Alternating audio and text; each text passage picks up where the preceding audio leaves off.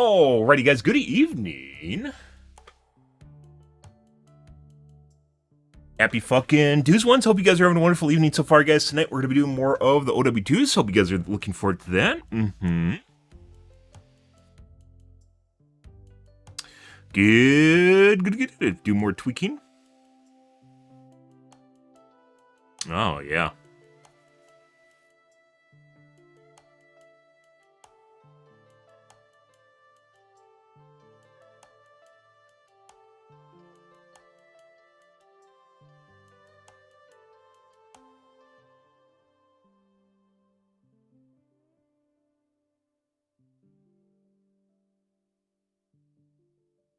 Oh my god. Good evening, Martian.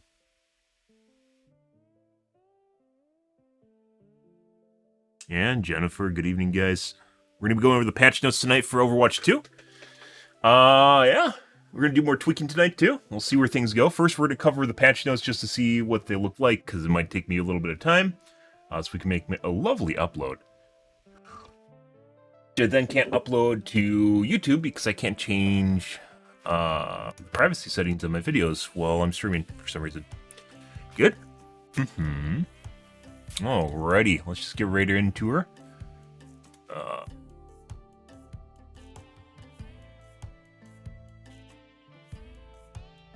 Game is fixed.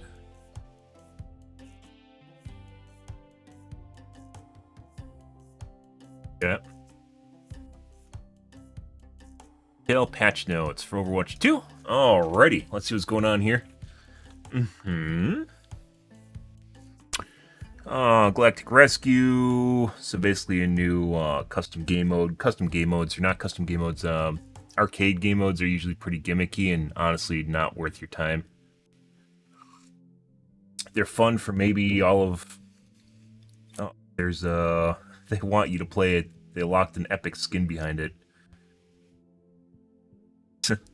Okay, well, I guess play it up then.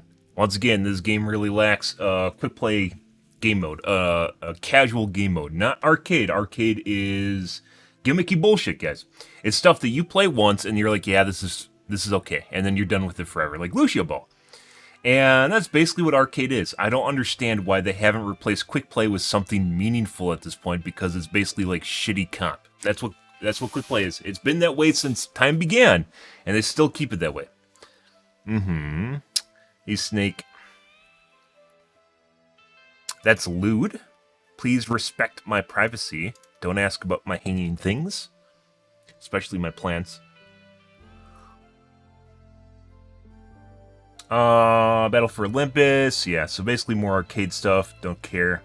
I'm not going to be playing it. I'm sure other streamers are. I don't care. Usually, almost every single game mode has been kind of... Custom arcade game mode has kind of been poop. This is another one. Sure. So, you know.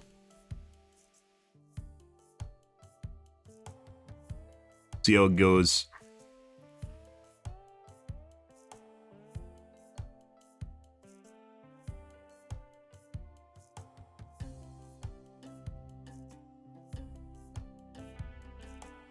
No, don't encourage him, chat.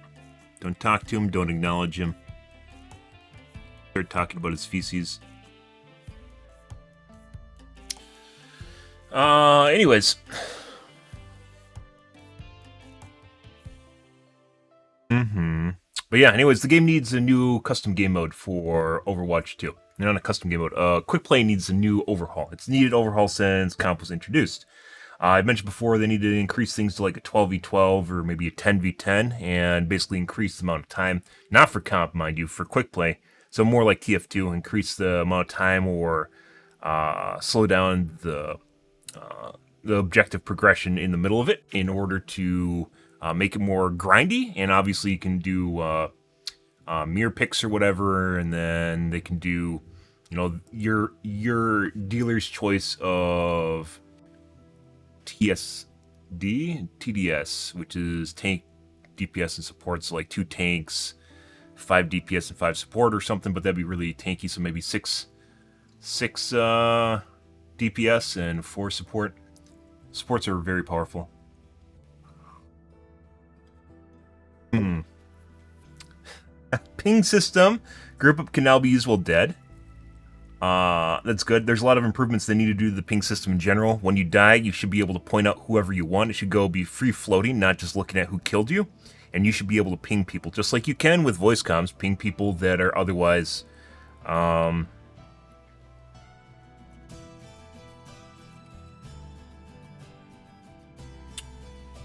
otherwise you could point out with just voice comms. Just be able to free ping people until basically you go to the dead screen. Not just ping the person that killed you, because pinging the person that killed you usually is not what you want to ping. Sometimes it is, but oftentimes it's not. And the only way is kind of like a gotcha, so you can ping if the person's low on health, and then your team can know to kill them, right? Yeah. But right now, when you die, it's kind of very lackluster. Ping is much more useful than even voice comms are, because almost no one has ping muted, and ping is very straight to the point, syntaxically straight to the point, where you just ping something and it tells you exactly what you need to know. And voice comms in the game are generally just trash talking or passive aggressive behavior. It's just literally just a bunch of shit talking, and that's the reason most people mute them. And something that I muted years ago, as I mentioned before, the highest I got in Overwatch 2 guys as far as comp rating goes was after I muted voice comms in Season 2. Because I didn't mute them, I just turned them to 1% so I couldn't hear anything, and so the game still thought that I had them on. And then I would just make callouts. Well, I couldn't actually hear people talking back to me. Because it didn't matter what they said most of the time, and you can infer a lot from what you're seeing around you without ever actually hearing calls. So sometimes they're useful, but most of the time they're not. It's like 95% of it is just trash talk / passive aggressive behavior / people just blaming other people for what's going on in the game. And then maybe 3% is like for callouts, and like 2% is like for praising someone or thanking them or something like that. Maybe even less than that, 1%.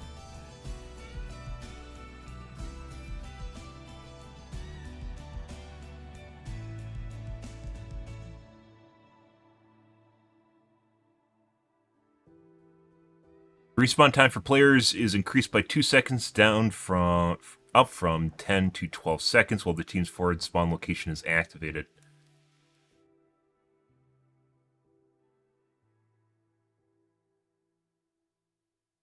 Okay. Forward spawn locations were proving to be too advantageous for the team with the lead. I don't think this has anything to do with that. They changed their matchmaker a lot, and matchmaker right now seems to be very steamrolly. So, yeah, I don't think it has anything to do with that. But I mean, you can normalize for that across the board, right? For increased steamrolls, but in certain game modes, this could be more obvious than other game modes.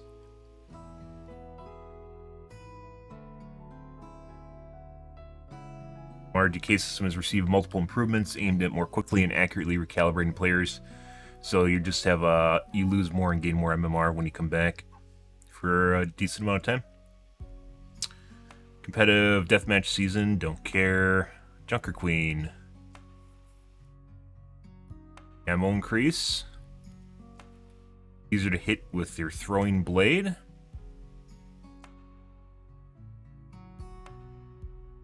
You now immediately get hit for 40 damage on Rampage, and wound damage decreased from 100 to 60, and I think the reason they did this is because Kiriko almost completely negates her ult, like many ults, because she has a Sensu Bean, which is the most powerful ability in the game.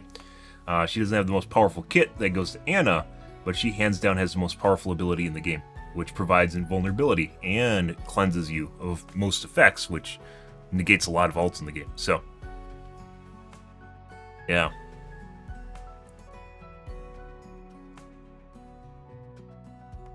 Kiriko needs to have the invulnerability removed from her Sensu Bean.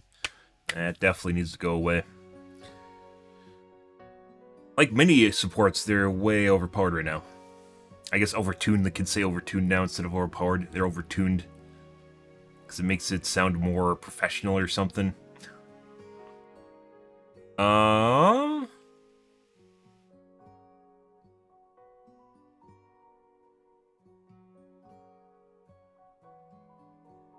Her sustain has went up substantially.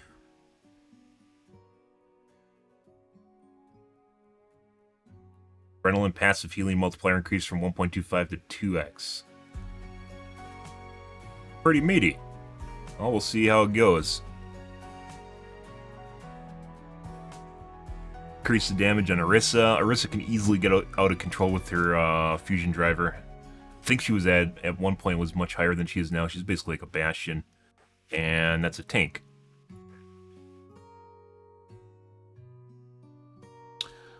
His leap is now more forgiving as far as the radius goes. Some of these you just have to wait and see when you get into the game. This in and of itself, so far, the only thing that I'd say is kind of weird is this right here, and I think this has a lot to do with Kiriko just completely negating her ult just by bonging, which is absurd, because it's a 15-second cooldown, and her ult is an ultimate. Maybe they should just get rid of the ultimates on support characters and just give them really strong base kit, which they already pretty much have. Maybe that's where we should go with things, guys.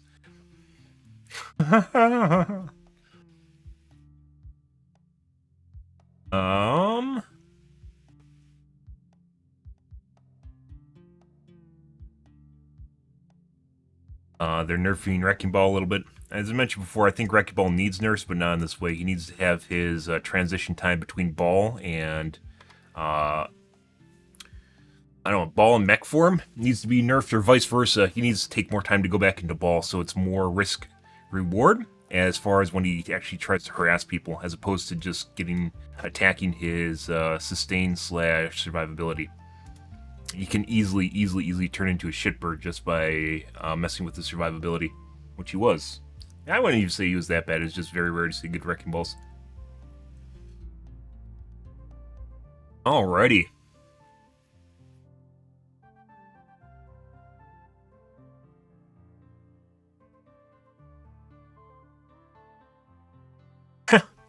Echo got a buff.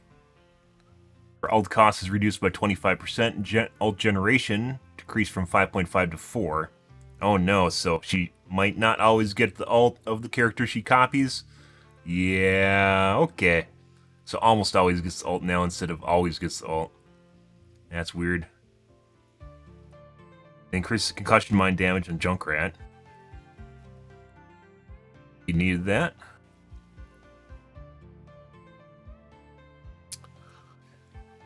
Up supports. Anna, explosion healing decreased by 100 to 60.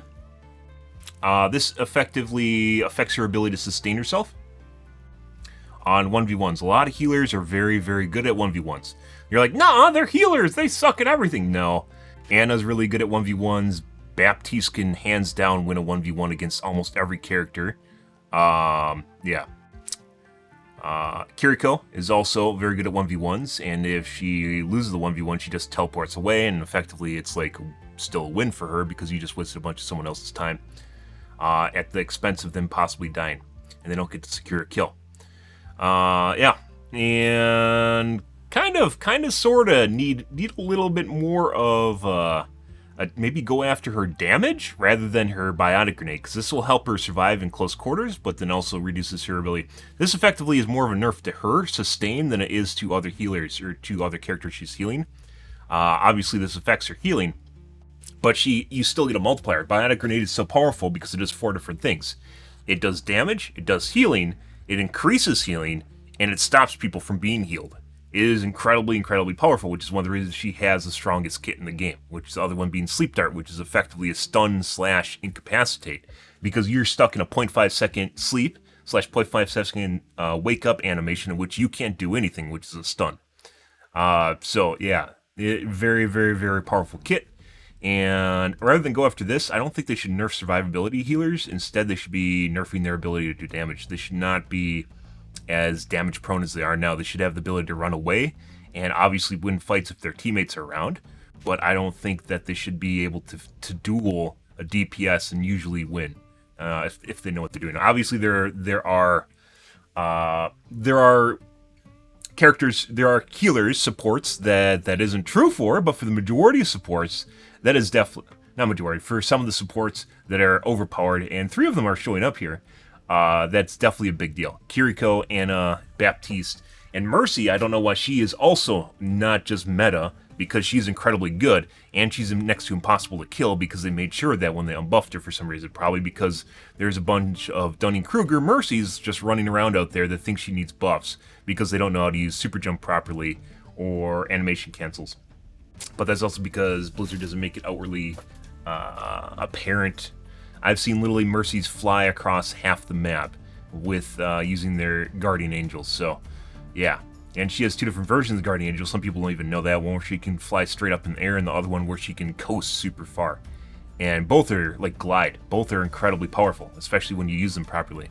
So there's a pretty big skill gap between people that just like do the bare minimum of Mercy, and they're like, oh, she sucks.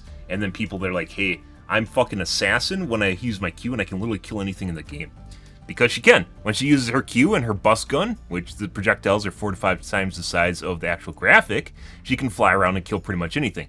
And you don't even need to be good at it. You can literally hit the outline, like outside the character and hit the character. So you don't even need to be good at what you're doing and hit people's heads easy as shit. She has the biggest projectile, one of the biggest projectiles in the game. And a sleep dart is also fucking huge, which in no way, shape, or form matches. It's once again about 4 or 5 times Mercy's projectiles. In no way, shape, or form actually matches the dart, which is why it's so easy to hit them.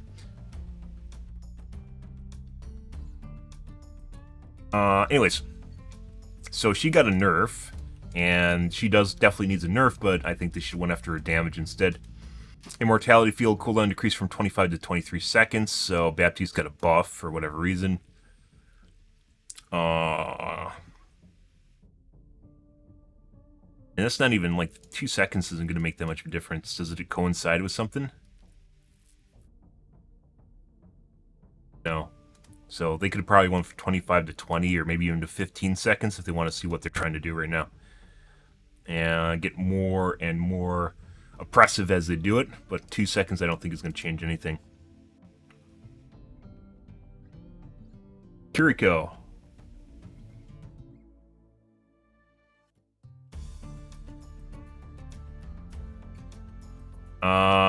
They prevented it from... This is one of the weird things you learn from characters. You don't need to wait for animations to finish. I don't know why.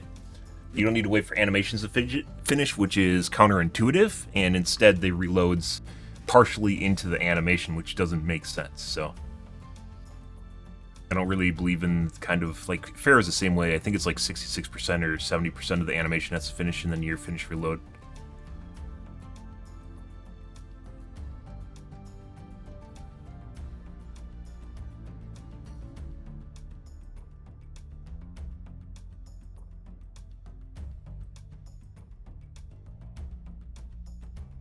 Turn it off.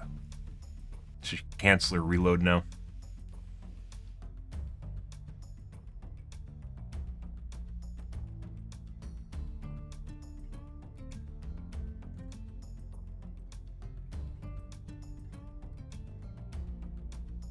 Earthshatter is an ultimate where position is critical to effectively use, so we're adjusting it so Reinhardt doesn't have the ultimate be effectively canceled when Lifeweaver uses his life grip. Reinhardt is no longer a valid target for life grip during Earthshatter, and using Earthshatter will cancel life grip. Weird. It's almost like the character playing the character probably knows better than the guy life gripping them. If there was an option to turn off the ability for someone to pull you, most people would turn it off. Well, when Lifeweaver first came out, probably for the first week, I was not being pulled necessarily in a negative way. As he's been out more and more, I've definitely had more and more Lifeweavers that think they know better than what I'm doing. And when I'm in a position to kill someone, will pull me out when I'm at like half health or something, thinking they're saving me, when I'm trying to get a pick because we need a pick to actually push whatever objective we're doing, because we're at a stagnate. Yeah.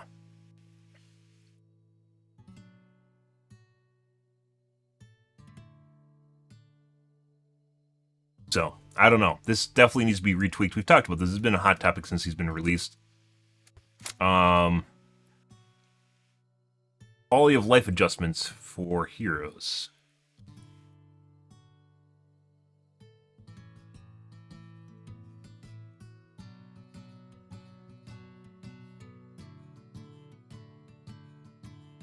High boosters, high cancel.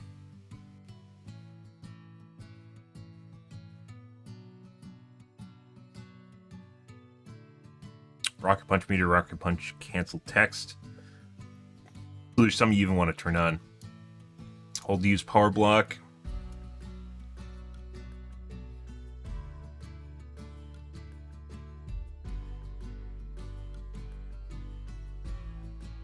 Rocket punch meter.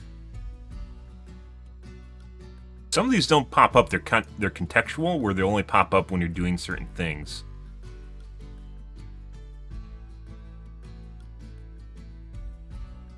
Doesn't look like there's one to turn stuff on.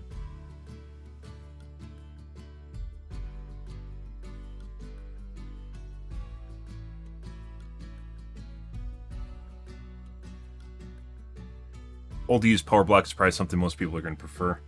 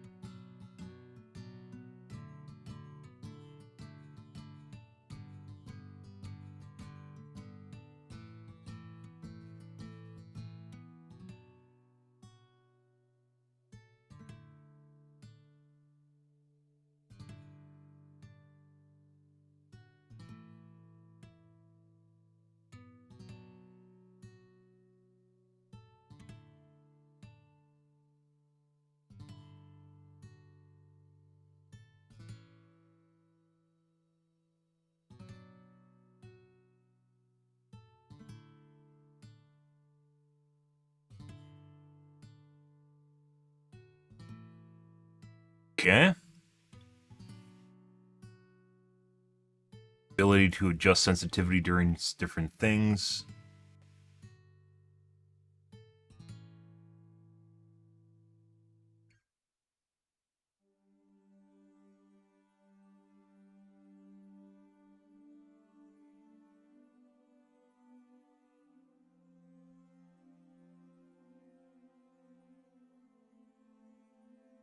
Looks like some of these affect basically gamepads where you need it for gamepad usage.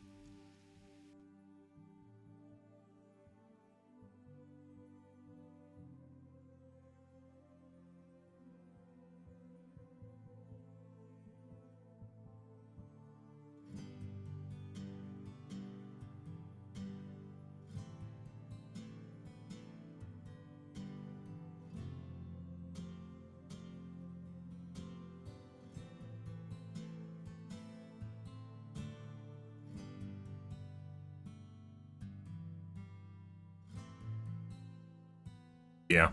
Looks like a lot of these are accessibility options for controllers.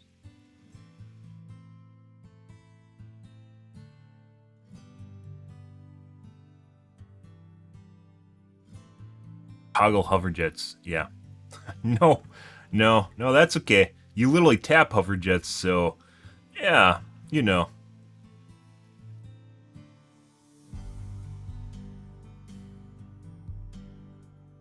Are these actually useful? Most of these aren't. Most of these are literally accessibility, or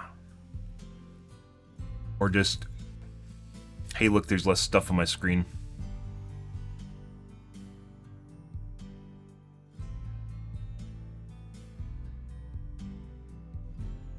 Yeah, it's like gamepad accessibility options.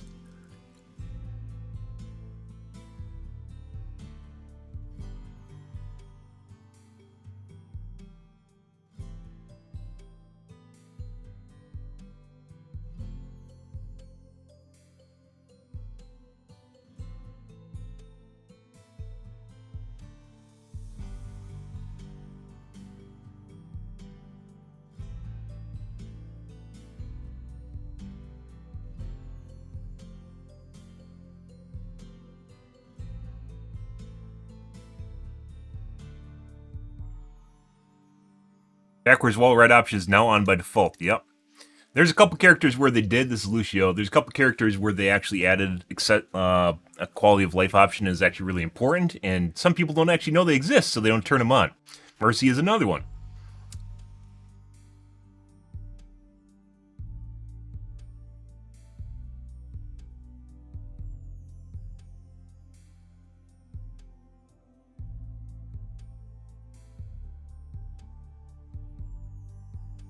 Yeah, nothing really of interest there.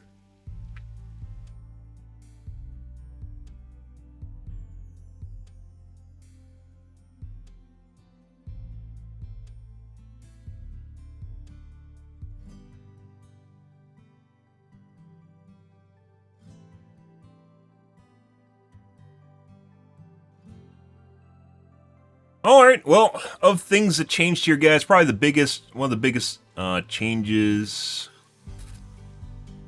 is biotic explosion on Anna.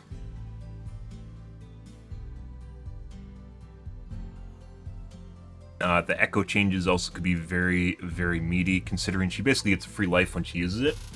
I don't think something they're considering here is Echo's duplicate. Is definitely something that could just be used to get you out of a shit situation. So, yeah.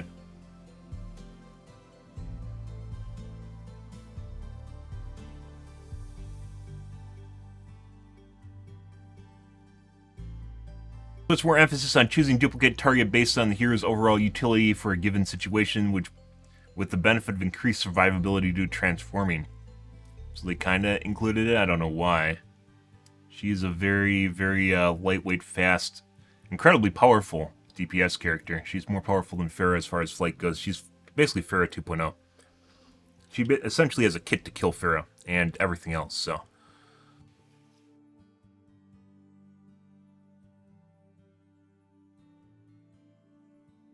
Junker Queen. The adrenaline rush changes might also be really big as well. Say 0.75 on their adrenaline. Might actually be really fucking huge. They also changed Rampage.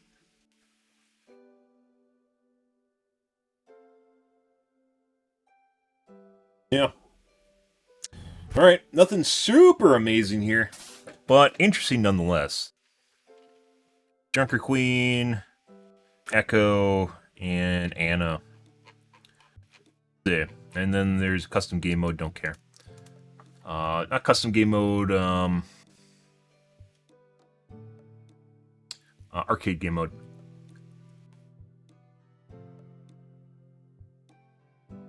Alright, Overwatch. Let's take a look at the comment section.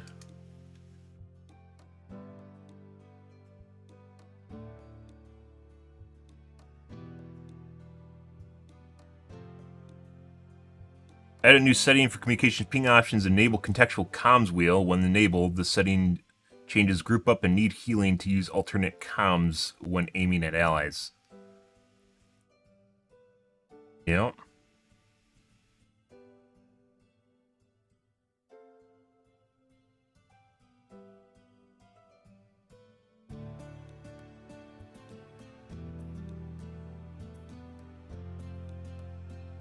When you would look at allies and use group up, it would instead say on play.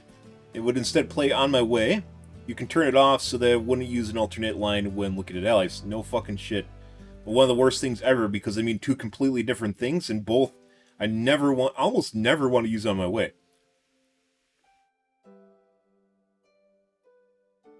Like you're usually telling them to group up when they're in the middle of nowhere all alone. you want them to actually group up with the team so they don't kill themselves, and then they have to basically it effectively ruins your push, right? Effectively ruins your engagement. Actual menus oftentimes are fucking garbage too. Says more accessibility for like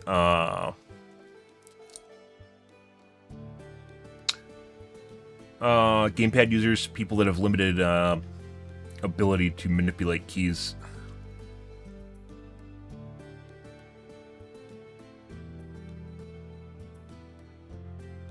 Come to me for healing is so incredibly useful, yeah. Not a lot of supports do that though.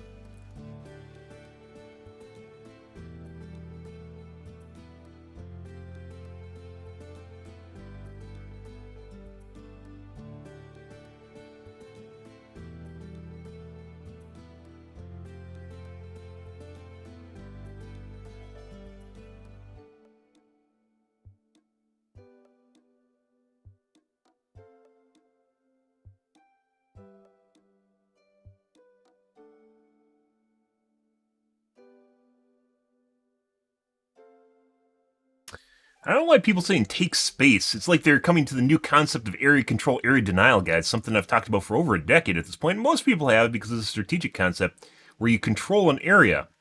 Area control, area denial isn't something that gamers just came up with. Weird. Also falls into the premise of pressure, applying offensive pressure and defensive pressure to keep the enemy team from running you over. Because you can't just pull back to your last defensive point and expect them to literally take time to get there. That's the whole reason you apply pressure to the enemy team.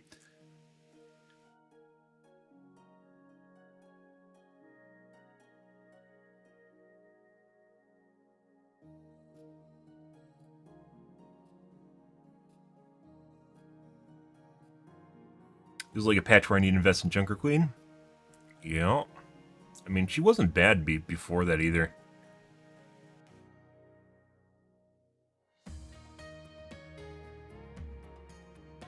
The buff is insane, honestly. I always feel like Junker Queen would be absolutely correct with a little bit more survivability. Yeah. We'll see, though. Yeah, is this something new kids are talking about now? Coaches being kids that basically played Overwatch like 2 years ago.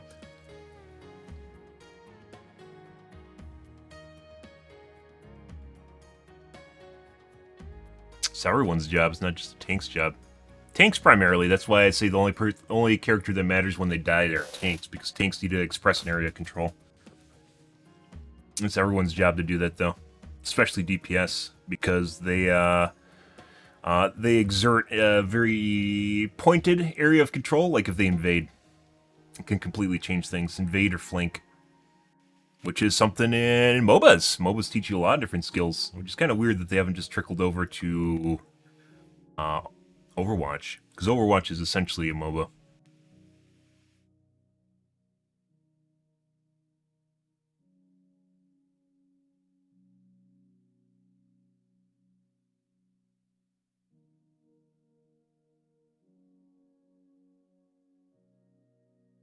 Huge Junker Queen buff still can't cancel your ult as Pharah. Uh-huh.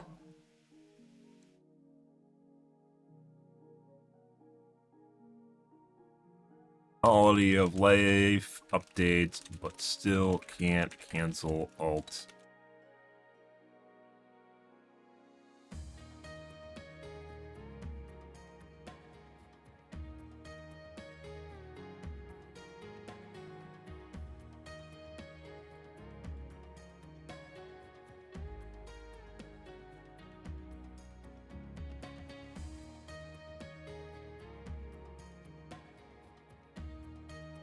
Queen might be huge now, yeah. Life steal is a big deal.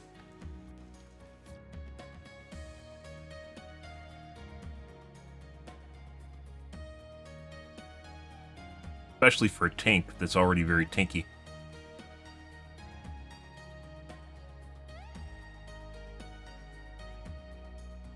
What have they said about Lifeweaver in Season 5? Nothing. They're waiting until Season 5 to tackle that because they're probably seeing how well he shakes out. There's a lot of people that just don't play him because they think he sucks. And I've seen a decent number of Lifeweavers, relatively decent number of Lifeweavers that aren't terrible. There's just a lot. It is common Zeitgeist right now to regard Lifeweaver as being terrible, which he was prior to his buffs, but then he got buffs, and he's not super terrible now. His healing's generally on par or better than a lot of healers. Not as good as Anna or Mercy, mind you, because they're insane, but still very good. And then he has utility to back it up, and a lot of survivability. Good.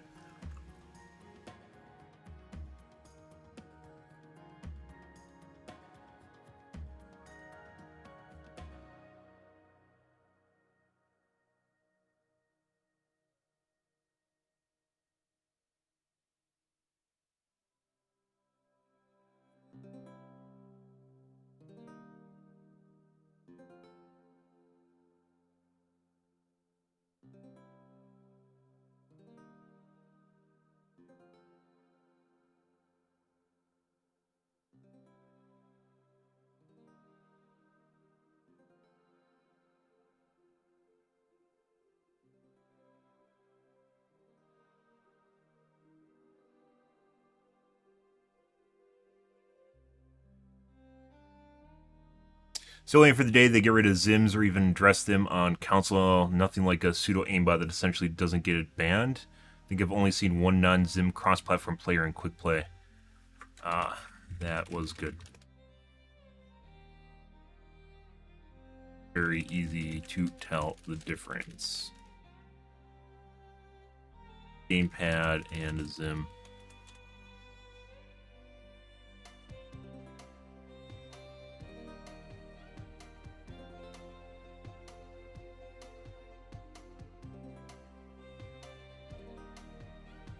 Pretty sure they do not ban Zims.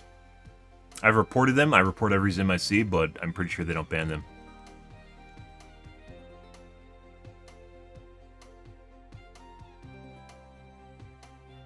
Which, by the way, Zims, if you guys are curious about the difference between a gamepad and a Zim, gamepads will be very jagged movement. It looks like, and oftentimes, like you have directional changes that are more pointed rather than more circular, especially like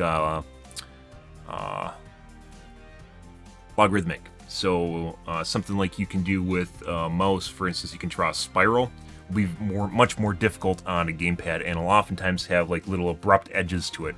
And you can see that in aiming with players, especially when they're aiming around. It doesn't matter what sensitivity they're using. So, and with Zim users, they're basically always just attached to your character, and there's almost no instant reaction time. There's no rotation at all, where it looks like they're rotating with a gamepad or something like that. And oftentimes, movement on the gamepad is very linear. Or more linear. Very, very easy to pick out a gamepad versus Zim / keyboard mouse.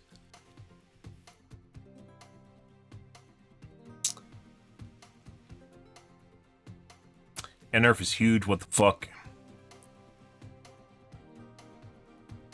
He is literally the best healer in the game.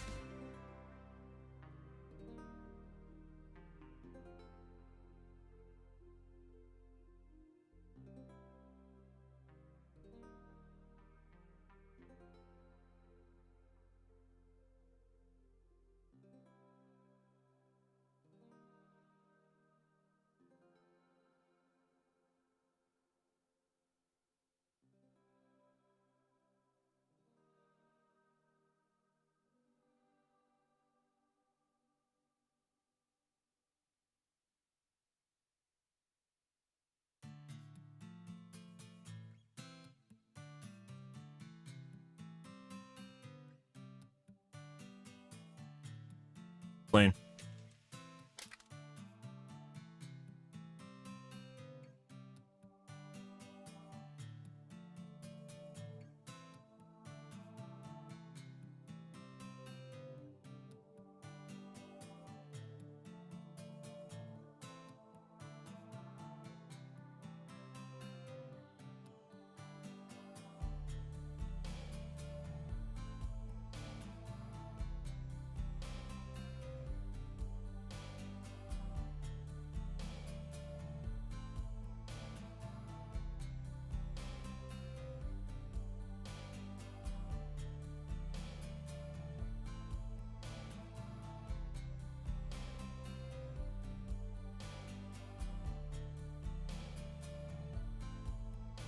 I don't get why they're giving one tank an exception. Yeah, I don't know why either. Probably because they're trying to make concessions internally with the fact that the pole is going to be a misused ability, and often already times is being misused, so yeah. And it got hit hard, especially considering following Sleep Dart. Sleep Dart functionality is still almost as good as it was before. It's 3.5 instead of 5 seconds. Most of the time people can group up and kill the person in 3.5 seconds regardless. Oriana can run away. But what really does damage to you with their Sleep Dart is the 1 second stun, which is 0.5 seconds to sleep and 0.5 seconds to wake up, in which you can't do anything.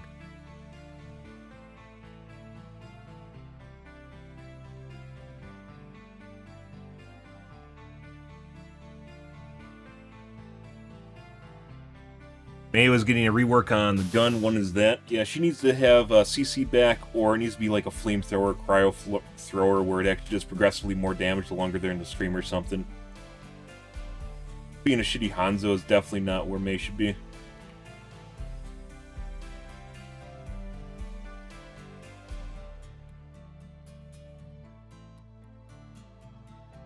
She should honestly just be a tank. We've talked about that before. We talked about that when I heard about Doomfist being a tank in Overwatch 2 and May being a DPS, which made no fucking sense.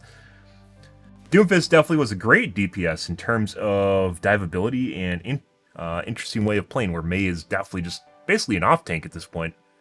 She's a tank that DPS can play, off tank that DPS can play.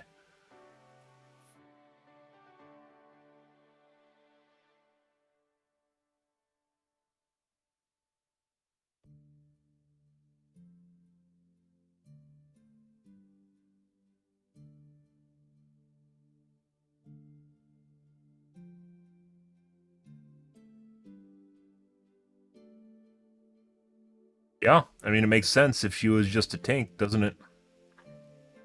Kind of basically has a survive. She just needed more HP.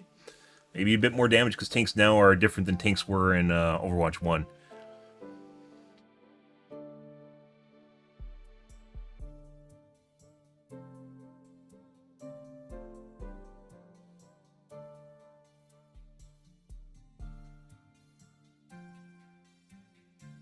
Playing May correctly, you should be using your secondary fire considerably amount of time. Yeah, it's because your primary fire sucks.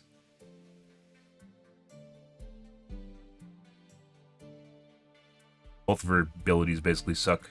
Or about Zimming?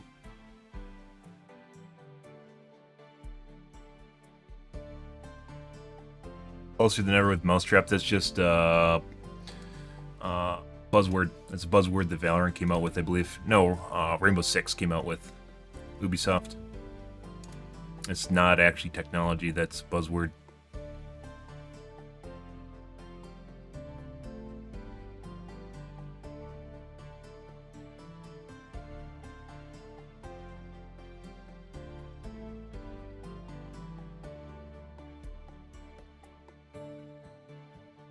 Junkrat doesn't need buffs. I don't know why Junkrat got buffs. Not that I'm against him doing damage, but it didn't seem like he needed buffs. Okay, let's move along, guys. We'll turn this into a highlight. Obviously, I can't do it while I'm streaming. I used to. Not much anymore. Maybe I can. Did they change it?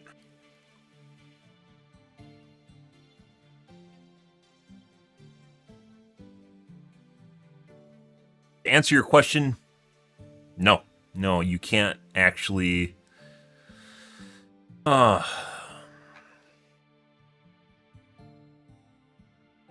can't publish a video while you're streaming.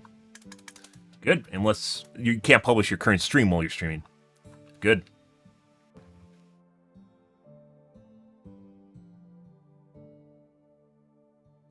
Okay. Let's move along, guys. Let's see what's going on the tubes.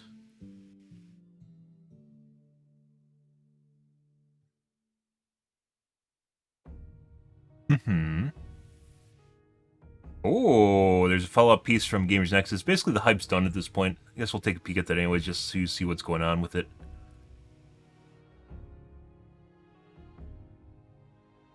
Ultimate networking guide, not really, because there isn't really an ultimate guide to networking, because almost no networking changes change anything.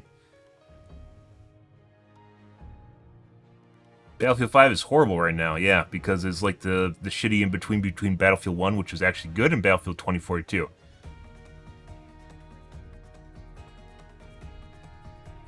"24 hours in a short bus across the country, will we make it?" Yes, because they're tubers. Yeah.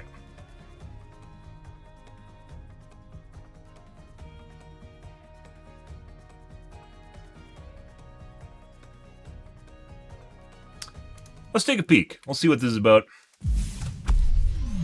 This is pretty crazy today. We sent a Basically, CPU Steve to a trying to failure live up analysis lab to the learn why it might have exploded and what the aftermath was. drama. This is the process of a failed AMD 7800X3D getting acoustically scanned with a non-destructive technique, allowing us to see what the internal defects of the chip might be. The CPU also got X-rayed to show us what might have gone wrong, while also being microscoped Probably cost to them quite a bit of reveal money. how the substrate exploded outward when the CPU I'd say $5,000 to failed. $6,000. We were also able to see the internal solder application to reveal voids, plus energy dispersive X-ray to reveal more about the material properties. And finally, the failure analysis lab we sent this to cross-sectioned the CPU in sectioning epoxy to get as close as possible to the point of failure. And this is one of the coolest videos we've ever made. It's the follow-up to part 1, where we were able to successfully reproduce a failure seen on Reddit where a motherboard and a CPU mutually incinerated. And that's already live, so you should check it out if you haven't seen it. It gives all of the foundation for this one. This one, though, focuses on looking at the damage signature of a CPU, and our next one, the final one in this series, we'll talk about Asus and our many problems with how they've handled this. But today it's more of an objective focus and less rage.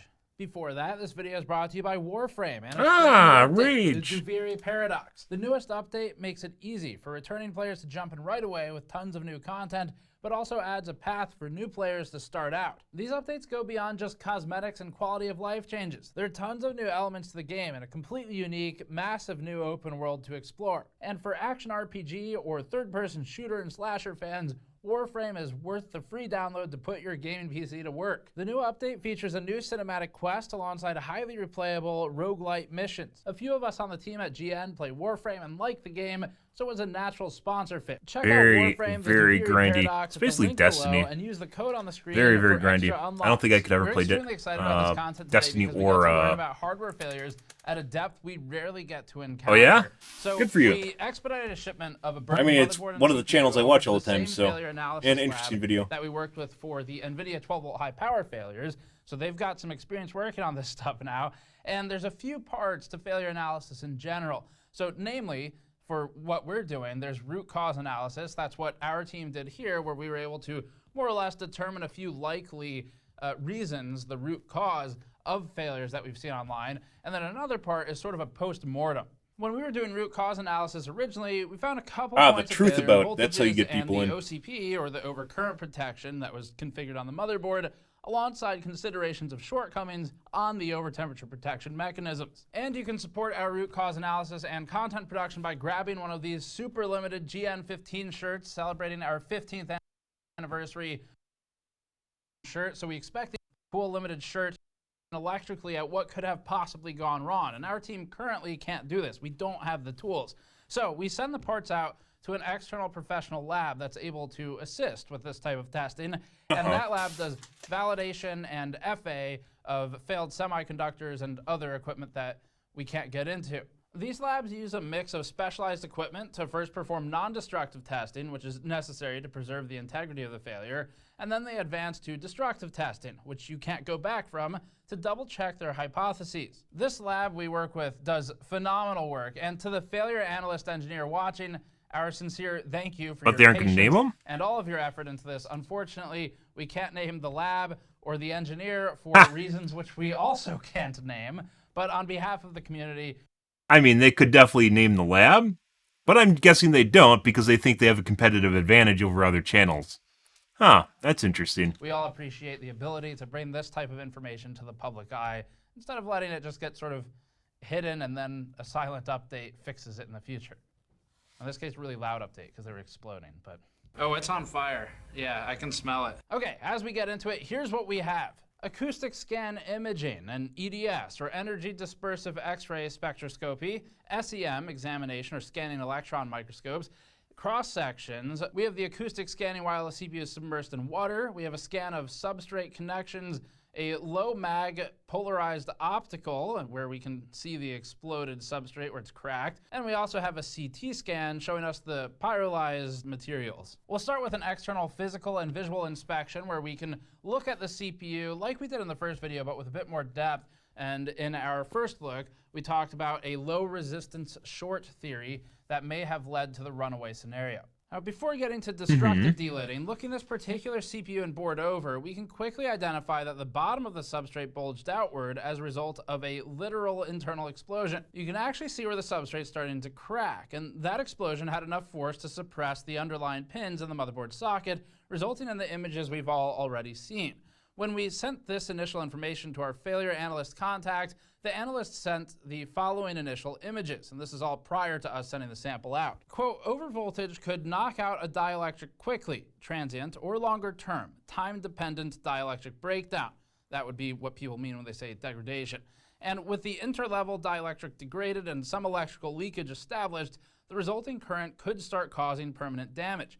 The other EOS, or electrical overstress possibility, is overcurrent, where the current supplied exceeds the current carrying capacity of the metallization, or to a point where the connected junction can no longer dissipate the power supplied. Of course, continued cycling of the device in this degraded state would exacerbate the damage observed. Each of these could have happened to get the damage we're seeing presently.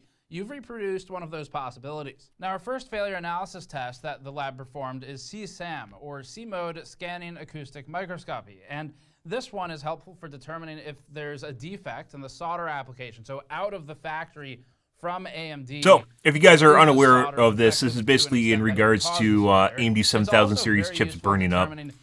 There's a very, very small number of them, which was attested by a company that talked about the number of RMAs they're getting. But it's a big deal because it's kind of explosive. So when it does happen. But you prevent it just by making sure your SSD is under 1.3 volts. The FA lab described this to us as a high-frequency ultrasonic energy in excess of 20 kilohertz to non-destructively search for defects. For this test, the failed device is submerged in deionized water, which is necessary because ultrasound in excess of 10 megahertz can't propagate in air. Our contact told us that the transducer array within the microscope is carefully selected to balance the spot size of the ultrasound with the penetration depth. In other words, using the finest detail spot size with 8.6 microns of resolution allows a better image, but 300 megahertz can't get through the IHS. The lab instead used a 50 megahertz transducer for this. The lab noted that this allowed them to see through the water, through the IHS, and the golden to indium interface under the IHS. The echo bounces off of these parts, and an image is rendered of the internal components. That's what you're seeing now. Because this image stops before the silicon and the substrate, we're able to see the quality of AMD's solder application. But note that this is after the component failure. Here, we can see voids within the solder application for both the CCD and the I/O die. The voids are indicated by the gaps within that yellow coloration within the black solder area. These voids could be a few different things. First, they could just be manufacturing defects, but these voids are acceptable manufacturing variants from what our FA lab contact tells us, and they're unlikely to be the cause for the CPU dying. We even noticed some in Jay's video when he mechanically delidded a CPU, no heat involved, that has similar voids. We've at least, in this case, ruled out voids as the cause for this CPU's failure. Secondly, they could be the result from over temperature of the CPU, wherein the solder liquefied or effectively desoldered itself and then rehardened. We found that AMD's indium solder solution cracks at about 158 degrees Celsius, and likely this is the point at which it becomes liquidous. An over-temperature event would have happened as a result of the failure anyway, so we've effectively ruled out these two options as the actual cause. I mean, if it gets to the point where you're having the solder get up to 158, the chip's basically dead. Most likely possible cause for yeah, the failure. okay. And maybe they'll point us towards the things we said in our first video, but it's important to get rid of some of those questions about could it be manufacturing variants or these other many things that it could possibly be. With the basic acoustic imaging complete, we can now move to some X-ray analysis. We have two types of scans here. One is a sort of normal two-dimensional X-ray like you might use to inspect someone's bone or something. And the other one is a 3D scan or computed tomography, commonly known as a CT scan. Same idea as in the medical world, we're just using them on different devices. So this is our first step towards destructive analysis because the thick metal IHS ended up actually interfering with the X-ray at all, and thus it had to be removed to complete the testing. But the functional parts of the CPU are still intact, and the IHS was removed as delicately as possible to preserve the underlying damage. Along with acoustic scanning, this confirms that none of the silicon is completely smashed, which would make the next steps a lot more difficult. The X-rays reveal that some of the copper BGA bumps connecting the CCD to the substrate are melted. This is visible in the 2D images as dark specks between the regular circular bumps and the cylindrical vias. A 3D CT scan makes the problem much more obvious, with large gaps between the remaining bumps across the middle of the CCD.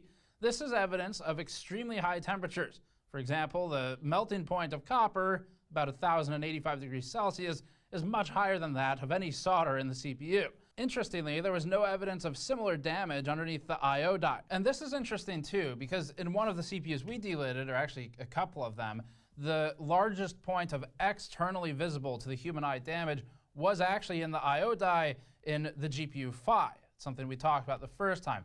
Now, we saw damage alongside and adjacent to the CCD, especially on the edges that are closest to the I/O die, but with at least the samples we delidded previously, we couldn't see those large explosion marks or cracks forming that it looks like this sample might have. That doesn't mean that the failure type or cause is different, it just means that the way it manifested is different. You're talking about exploding silicon and melting it, potentially, so there's a lot that could go wrong in a lot of places. Now, before getting to the scanning electron microscope, we next have that could go wrong.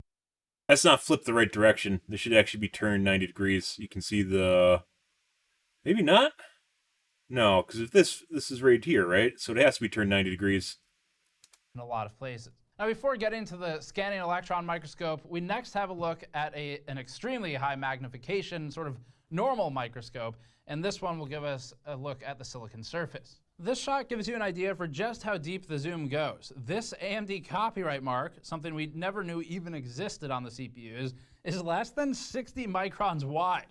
That's super cool that they even bother to do this. It's basically only for nerds who are inspecting it at this level. To get these shots, our contact chopped off the half of the CPU containing the I/O die, leaving the CCD side alone, and dissolved the substrate with fuming nitric acid, leaving just the clean I/O die. In addition to silicon, that also includes the aluminum top layer and inner copper layers, still protected by the yellow-tinted silicon nitride glassivation layer. Remember that this is flip chip silicon, so the sort of top, maybe more than 5 to 6, maybe is the 7 to side that 8,000. was originally face down against the substrate. The crazing on the surface is just the natural grain pattern of the aluminum layer.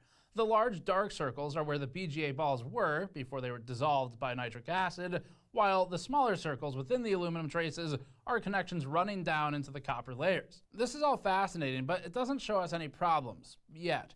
From our contact, quote, some etching defects are visible where the copper bumps terminated to the die metallization, but no other issues are present.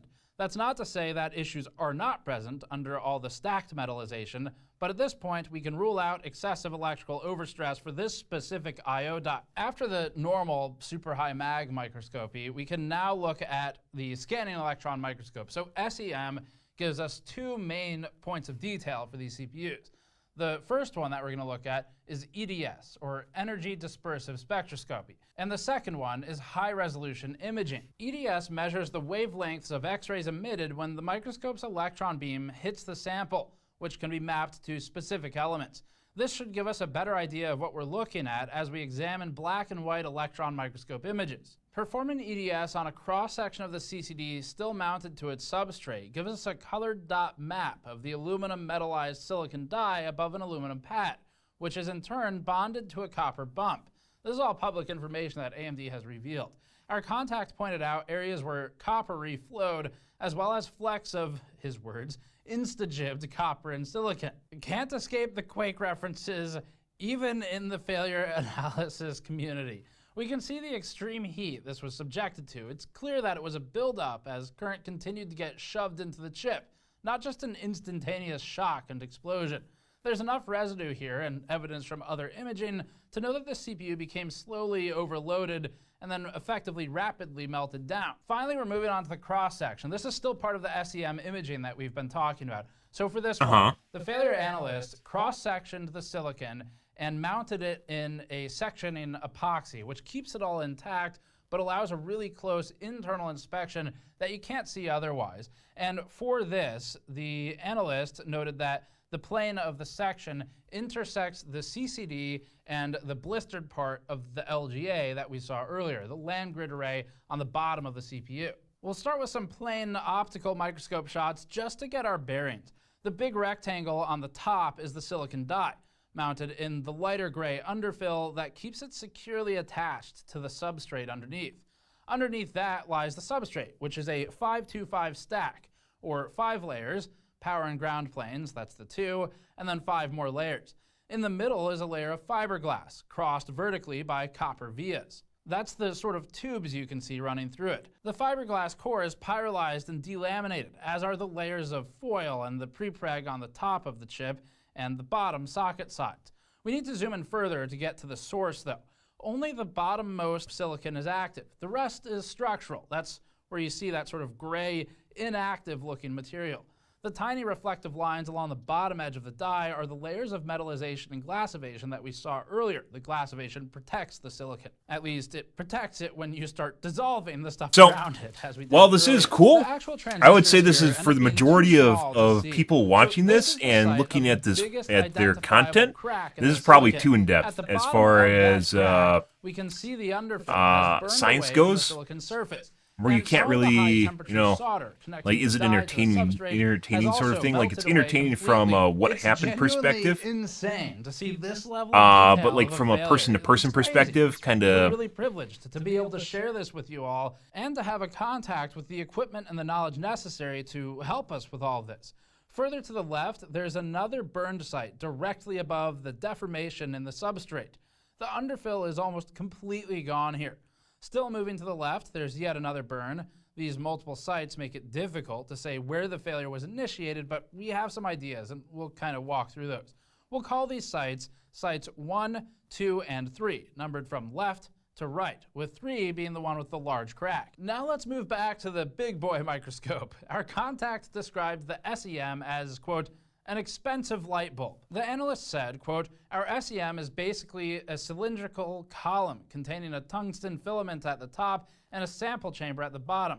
A massive potential of 20 kilovolts is created between the top column filament and the bottom of the chamber, which bleeds electrons down the column, striking the sample. Prior to inspection of the SEM, the cross-section CCD was coated in a 20 angstrom layer of gold to help with charge dissipation. Our contact continued and said when a sample is hit with an electron beam, a lot of cool things occur within a teardropped shape volume on the sample, called the interaction volume. Of the products generated, this analysis focused on 2. Secondary electrons used for high-resolution imaging, and characteristic X-rays, which were used for materials analysis. Now, for context, when the analyst here is talking about secondary imaging, what is really being referenced is sub-micron level images. So it's far beyond what the human eye could ever hope to see, and in the instances we're looking at here, beyond even what you would get realistically with a normal microscope. Zoomed out, these images look just like the ones from the optical microscope, only black and white. Moving closer to Site 2, though, we can now see delamination in the transparent layers of prepreg that's harder to pick out with a normal scope. We can also see the extent to which the underfill between the BGA balls was completely burned away. This area got hot. Here's a shot of what the connection between the die and the substrate should mostly look like, far to the left of any explosions at all. That gives us some basis to understand. At the bottom of the frame are the upper 5 layers of copper from the 5-2-5 substrate sandwich. Substrate sandwich, by the way, the name of the new flagship sandwich at the GN Burger establishments. These 5 layers of copper carry signals from the socket. These layers are connected through the underfill with high temp solder to the copper BGA balls above, which contact the metallized parent die. Above that on the right is the 64 megabyte cache die, while the non-metallized rectangle on the left is structural. The line of erosion that we're seeing in the middle of the parent die layer shouldn't be there. Here's a closer shot. These are 2 dies. The 64 megabyte cache die is stacked on top of the parent die. From this perspective, the bottom layer is aluminum, followed by copper layers, the visible traces we saw earlier under the I/O die, and above that are the actual transistors, still so tiny that they can't be seen. And then there's a thick layer of silicon substrate. The layer between the parent and the cache is pierced vertically by copper through silicon vias. The delamination here runs through the metallization layer of the parent die. Other than burned underfill, sites 1 and 3 look similar. Site 3 has the big, attention-grabbing silicon substrate crack, but the active silicon isn't that much worse here than it is elsewhere. Site 2 shows the area right above the exploded substrate. And that's where the gory details lie, the ones that'll get us demonetized. We can zoom in even closer though. Here's an area where the delamination is so extreme that the metallized layers are bent out of shape. The die didn't split in half here, but the silicon of the parent die is cracked and crumbling. The real prize of this analysis is here though. There's clear evidence of the copper BGA bump melting away and immediately above a vertical crack through the parent die that appears to show melted silicon. If so, that would indicate temperatures of at least 1400 degrees Celsius. But we do know that this particular CPU at least was able to melt copper, which is still pretty damn hot. As for what all of this actually means, we have some ideas working with the failure analyst to connect the points of where did the failure probably start and where did it end and all the points in between, and it's pretty detailed. First of all, just to recap what we've run through and what we've collected to come to the best conclusion we possibly can, given the amount of damage that affects our ability. At the end of the day, the question really remains, does this even matter? We've talked about this before, where he spends an inordinate amount of time, or Gamers Nexus in general usually has some pretty good pieces, but they're talking about like their cooling setup and like cooler flatness, how flat the plate is on the bottom and when it's on top of the GPU, right? For instance, so they can do some cooler testing, but they don't even really have cooler. They don't really do them. Like they got like a cool setup for it, and then they didn't really do anything with it. Like you think they'd spend a lot of time just making like a bunch of cooler reviews, and they don't really.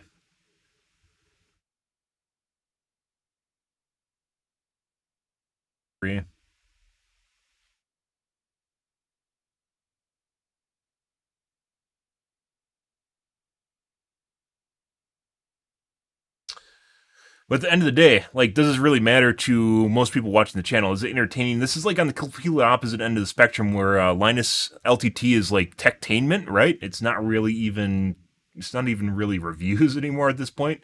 But on this side, you have like where they went overly in depth and like they basically figured out already what the cause was, which was over SoC voltage, which is why AMD released bug fixes on it, or against biases with safeguards in place that would prevent this from happening.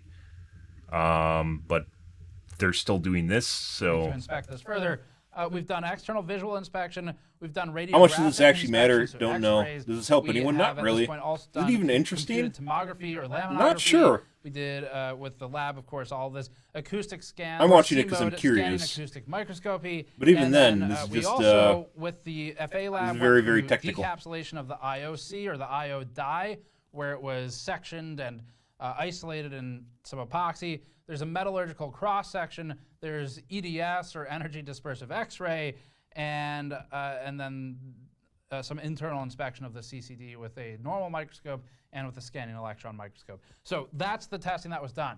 And the root cause analysis we already did. That's in part one. I'm not going to recap it here. So as for what we think happened, here's our best synopsis. The first thing is a disclaimer. We have to make some assumptions here because just like a fire in, say, a building or a house or something like that, or a forest, it's difficult to locate the original source when everything around it has been destroyed and burned up. In the case of this product, though, there was at least a clear end time when it stopped burning before it melted everything. So we can get a little more detail than, say, finding a cigarette in a forest somewhere. So this we can say for certain was a cascading failure. That much we know. One thing failed and then another and then another and then it catastrophically failed. Now, our existing knowledge allows us to postulate that a dielectric layer broke down at the transistor level.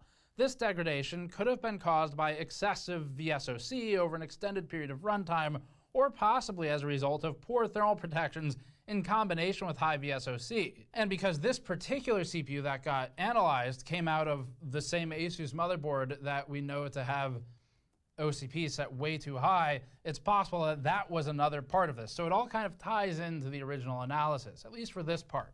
And it is a different part. Now, this damage sustained by a dielectric layer in the process of silicon degradation is irreversible. So once it's begun, there's no fixing it, even by lowering VSOC. At most, what you could hope for is stopping the damage or preventing it from further degrading to a point of failure within the usable lifespan of the CPU. At some point, the leakage in this one may have increased local power dissipation, thus increasing leakage further. This is a vicious, inescapable cycle where it's effectively in a runaway failure scenario over an extended time initially, and then a short one at the end. After this further leakage, it's possible that the gate circuitry was hard shorted, leading it to demand yet more current that couldn't be dissipated in sufficient time. That then may have caused a meltdown near the parent die silicon. And if we look at our sample from Skyfish, you can even see a silicon melt site that indicates temperatures, again, excessive enough to melt silicon.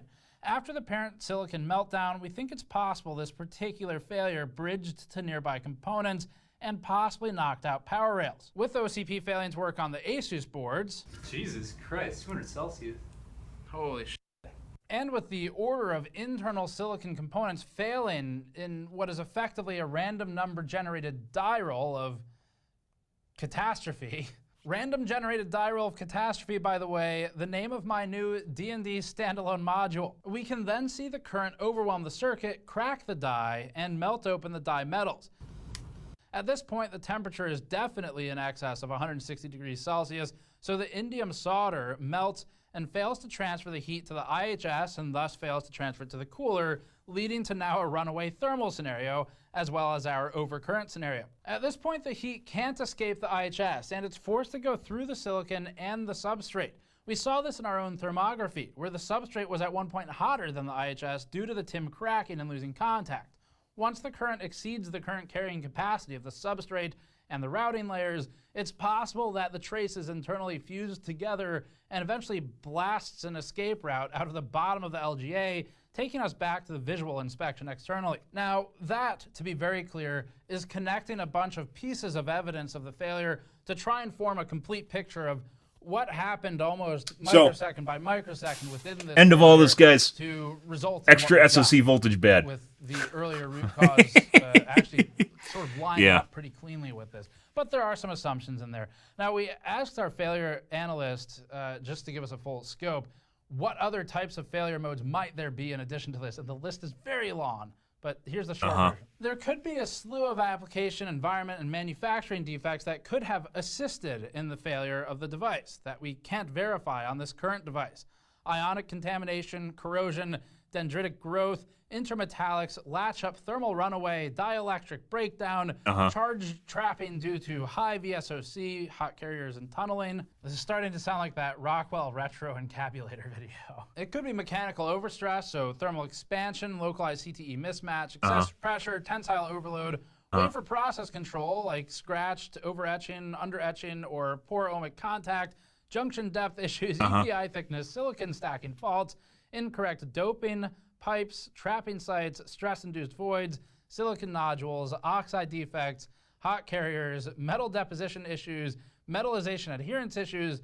The list goes on. A lot can go wrong. And that list was just from us asking, hey, what else can go wrong to cause this type of failure? But the earlier information is what we think caused it here. So that's our best sort of analysis. Excess SoC voltage. The materials we have, including the root cause analysis we did previously. Extremely educational, really fun to work on. This story is mostly done at this point. We have one more piece at least that focuses, though, on the BIOS. I mean, even this was kind of, it's like beating a, it feels like beating a dead horse. Scumbag of a company, but that video is less objectively focused and more focused on some of the drama making company aspects. That's how you profit, guys. So Make the drama. Other half of our business. All right, thanks for watching. As always, go to store.gamersnexus.net and grab one of these shirts, because it supports this type of in-depth work directly, and it's purchases from our store that have made all of this possible over the years, where we can expand to buy these failed parts from people, spend the time analyzing them, and really either his friend gave him a really good discount, or they just blew a shitload of money on On the this. store. They are limited. They feature the special Never mentioned the price, mind you. anniversary version of our logo. Right on the Something front, like this has to be, like, because it's super niche, super niche and super in depth, it has to be insanely expensive. And otherwise, subscribe for more, or you can support us for a few bucks on patreon.com. There's just gonna be a bunch of people patting him on the back, but as far as like, because of Echo Chamber, but as far as like enjoyment goes, this is borderline boring for me, and I'm pretty into tech, like I like tech, but it just kind of, It's interesting. I'm sure if you are into this and you're an engineer and you're looking for a root cause of what's going on and you know everything that you're looking at, but from a viewer standpoint, this was kind of like, what did they just spend a bunch of time doing? You know, sort of ordeal. Like, obviously, this matters to a chip company when they're actually trying to find the root cause for it. But from people watching it, ah, ah, tell you right now, this series of videos has permanently raised the bar. What I expected this channel doing hard reviews and investigations to the next level. No, not really. This isn't entertaining. This isn't something that people want to sit here and watch for 27 minutes. Is Steve talk and basically go through slides of the CPU. It doesn't matter. At the end of the day, like, this doesn't matter to the end user. This doesn't matter to me. It's not only is this above my level of expertise, which I'm very into tech and I'm willing to put up with a lot of tech talk, but then at the same time, like, it goes to like the next level of just diagnostics and stuff you don't need to know and stuff you won't need to know. And at the end of the day, they basically just went back to it's probably just SoC overvoltage after everything was said and done. So, yeah. But it looks impressive. Like, this looks impressive from a viewership standpoint. But I guarantee you, people that are willing to put up with this for maybe one of these is not willing to put up with these for multiple of these, right? Like, if they're doing this as a regular series, people wouldn't watch it. It's too in depth and it's too technical. It's too technical, and it doesn't really tie back into real life even at the end of the day. Like, besides just dropping SoC, which we already knew. So, like, AMD already kind of figured out what was going on and already addressed it.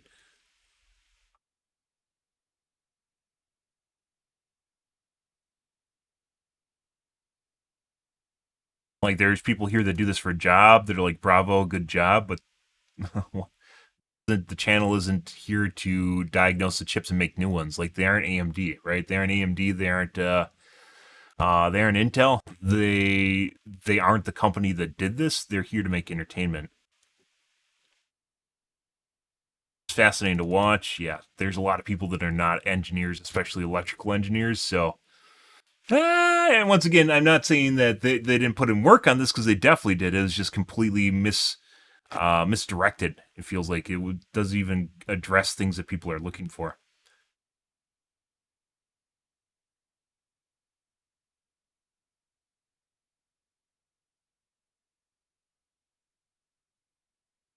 I wish you could see watch time, like the amount of time you can see views, right? You can see views, but you can't see watch time. So whether or not people watch the entire video, right?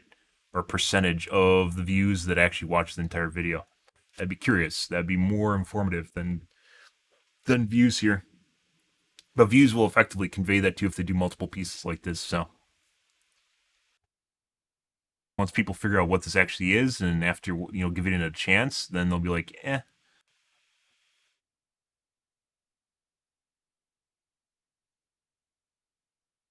Yep, just a lot of back patting, because this isn't something any one other channel has done. This is definitely not something I think most channels will do.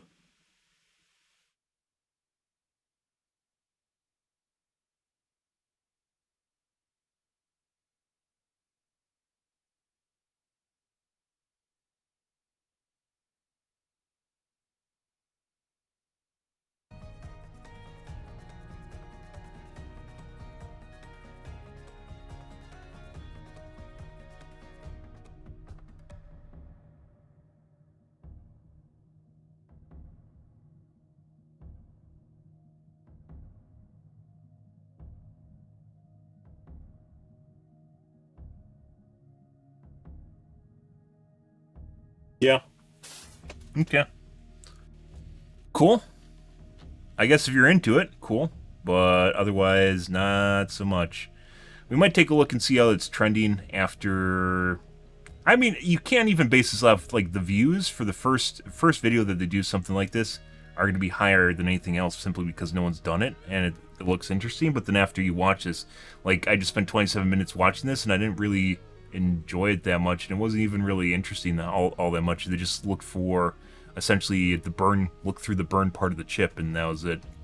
So, to each their own, I suppose, but yeah, interesting. Okay, let's move along, guys. Oh my god, Mignado! Oh my god, Mignado! Its jaw is only bigger. Let's move along, guys. Did Overwatch already. Let's take a look at the Reddits now.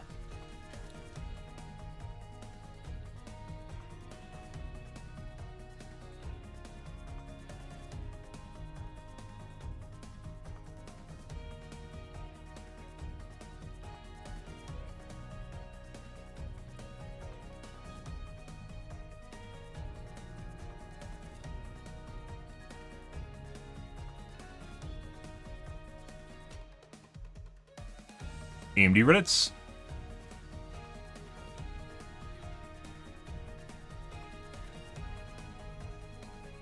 I guess a rollback. This is one of the reasons I haven't updated my motherboard.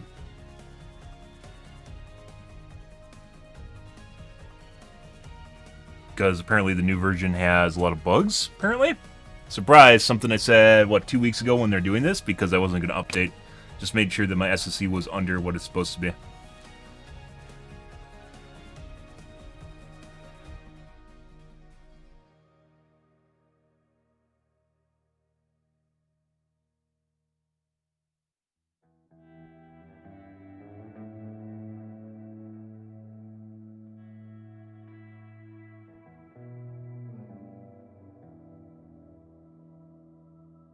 An SoC voltage manually in the BIOS, yes.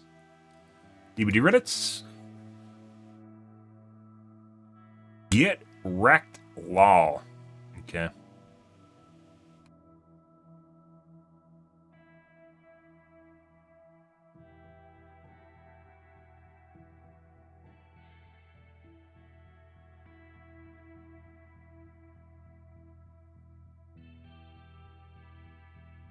Okay.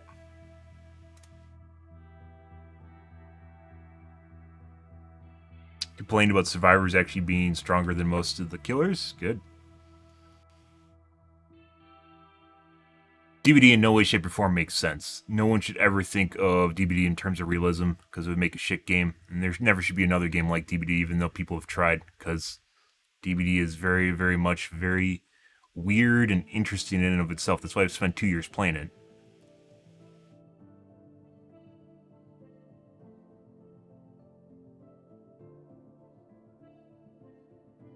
Well, actually, kind of alright not playing Dead by Daylight.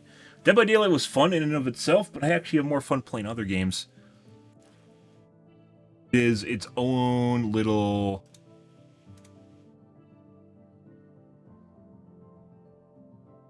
encapsulated box outside of the real world. Okay. We're gonna start playing the Gamazes, guys. We're gonna get into the OW2s here in 1 second.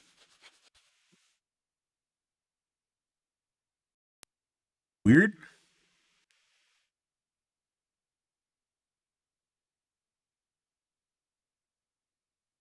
See where things are going tonight. Oh my god, the cancel button now has a little border around it. Good for them. Shader's already compiled in the background. I'm gonna go watch my coffee cup out, guys, grab a soda, and be right back for the Gamazes. 1 second.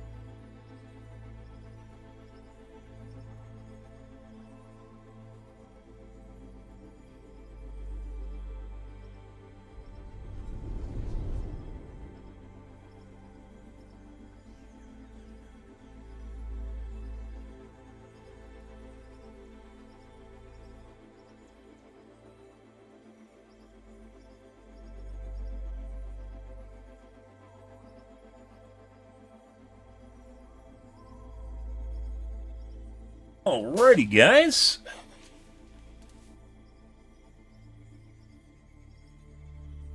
Weekend continues here tonight, guys. Had some pretty games yesterday. Think kind of got things figured out, but I'm not sure. I always think I get things figured out, and then I find out I didn't.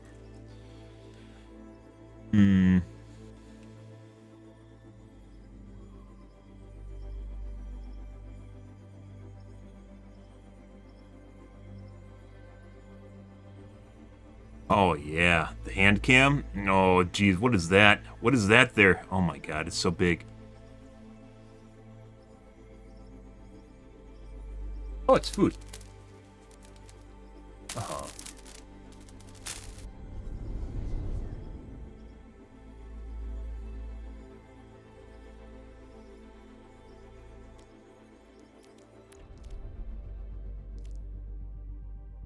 Oh, my God. Boobies.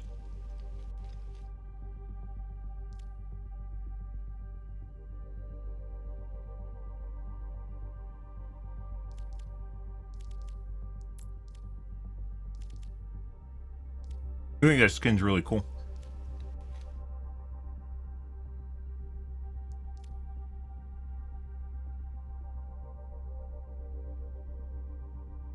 You can say what you want about Overwatch charging money for stuff, but it still makes some fucking cool looking skins. Their shop's a fucking mess, mind you. Like, it literally should be sorted by heroes here. And you should be able to see what you can buy on them. Like, basically, Riot with League of Legends. Shop is a shit show.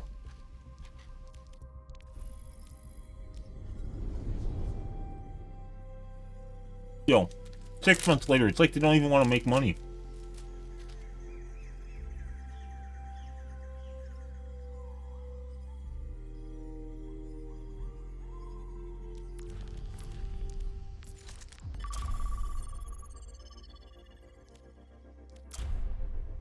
Pretty amazing when your company doesn't want to make money, guys. Well, more directly, the people working on the game don't want to make money.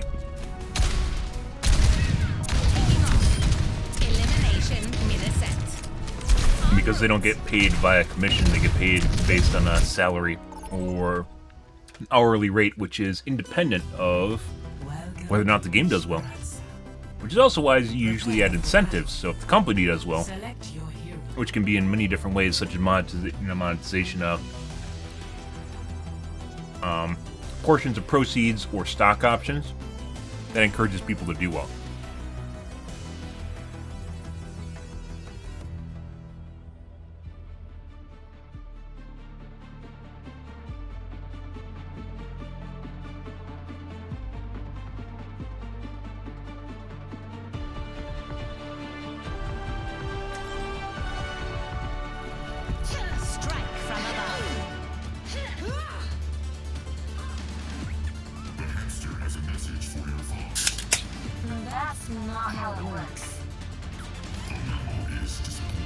Why not? Good evening, Condition. Alright.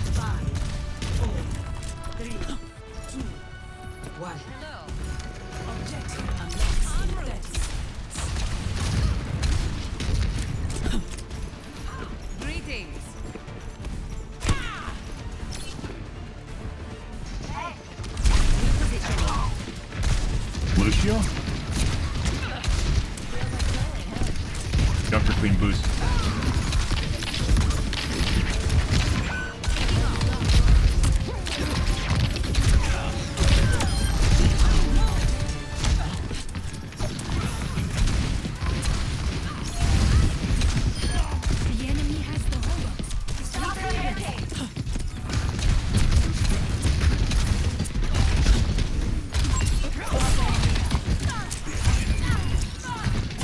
Oh.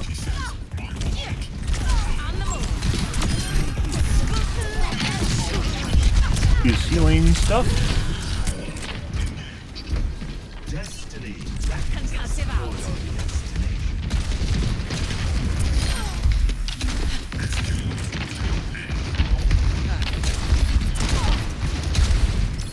What's up?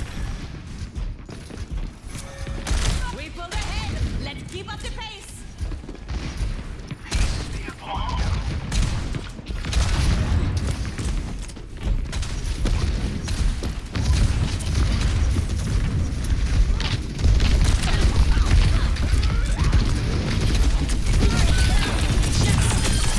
Oh!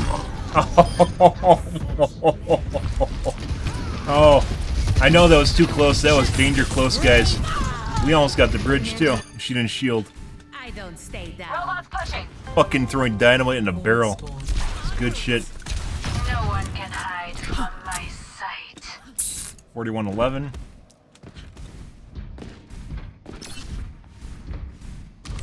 Repositioning.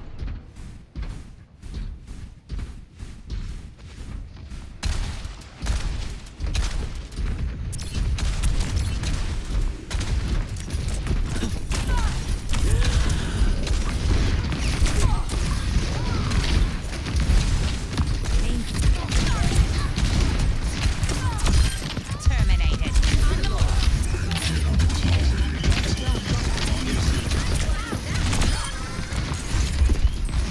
Aerial positioning underway.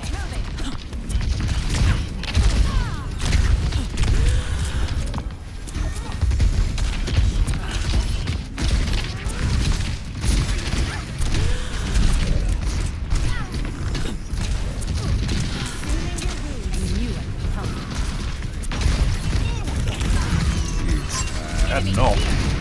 Just hit him?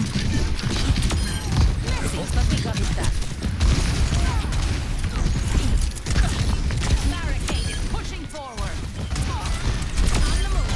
They don't give these suits to just anyone. No idea where Junker Queen went.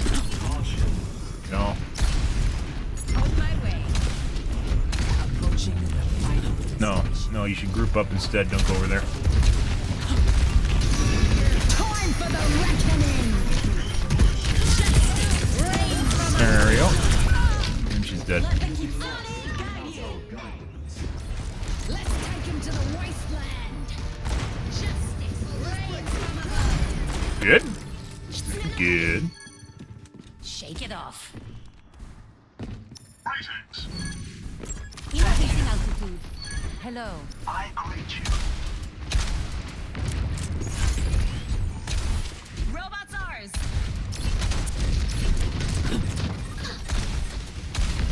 No one can hide from my sight. Robot pushing. I see an enemy. Taking off.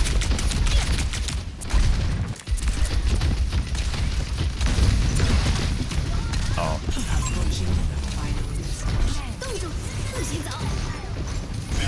Fuck is that all?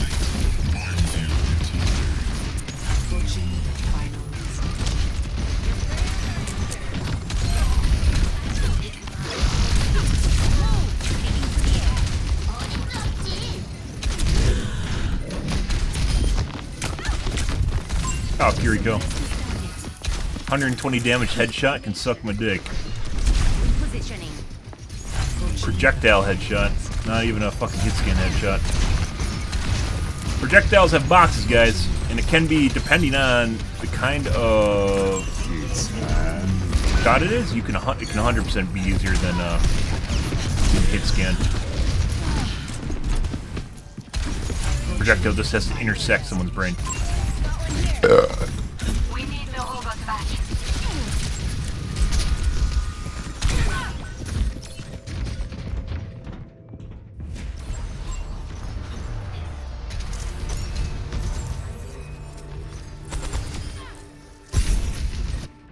No, it's a good question. I don't think that's always the case, though. Like, projectiles can be harder to hit, depending on the size of the projectile, than hit scan, for instance. Especially considering hit scan is almost always instant, and maybe I need to stipulate that. Hit scan is just a type of We will unify hit detection. Thank you. I knew I could count on you. They're both just going to die. Yes, you did.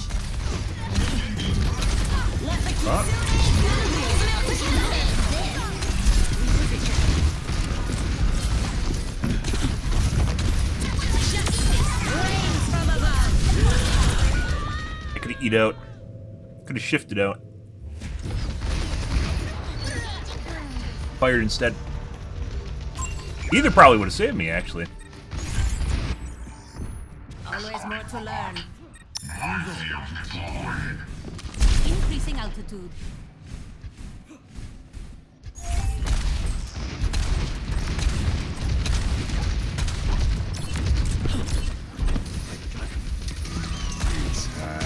Repulsion.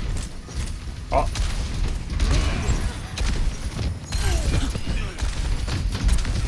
Yeah.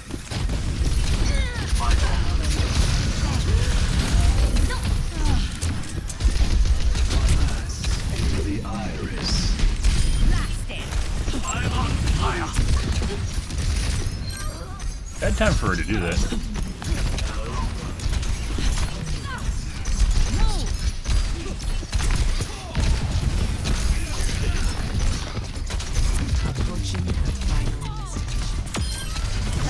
Good one.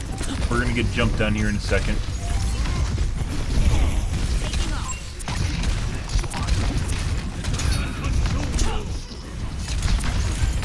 On the move.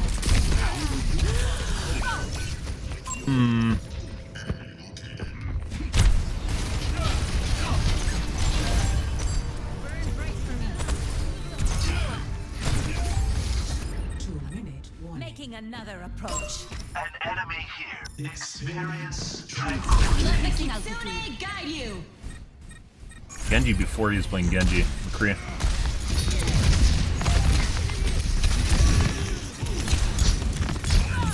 Oh my god!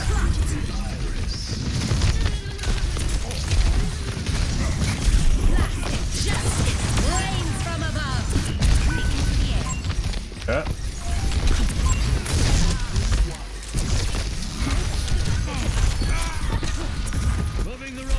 Who the fuck is his end? Somewhere.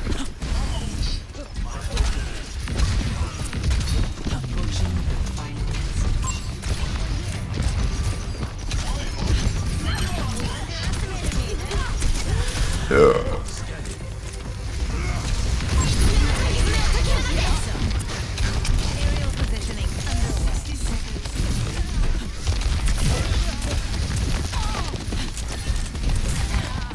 En route.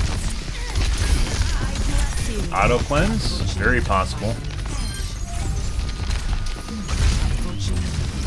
The robot is with us now. Let's get pushing. The barricade proceeds.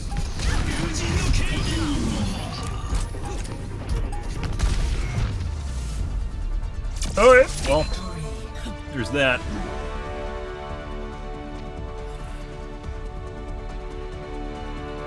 That means you could have tried harder, Pablo. No deaths isn't something to brag about. If you're a tank, maybe. I mean, also, if you're a tank, you could possibly have no deaths if you didn't do your job. So, yeah. I really honestly think deaths is an absolutely terrible metric and should be removed from the game. Putting aside the fact I die a lot. Or you die a lot! Yeah.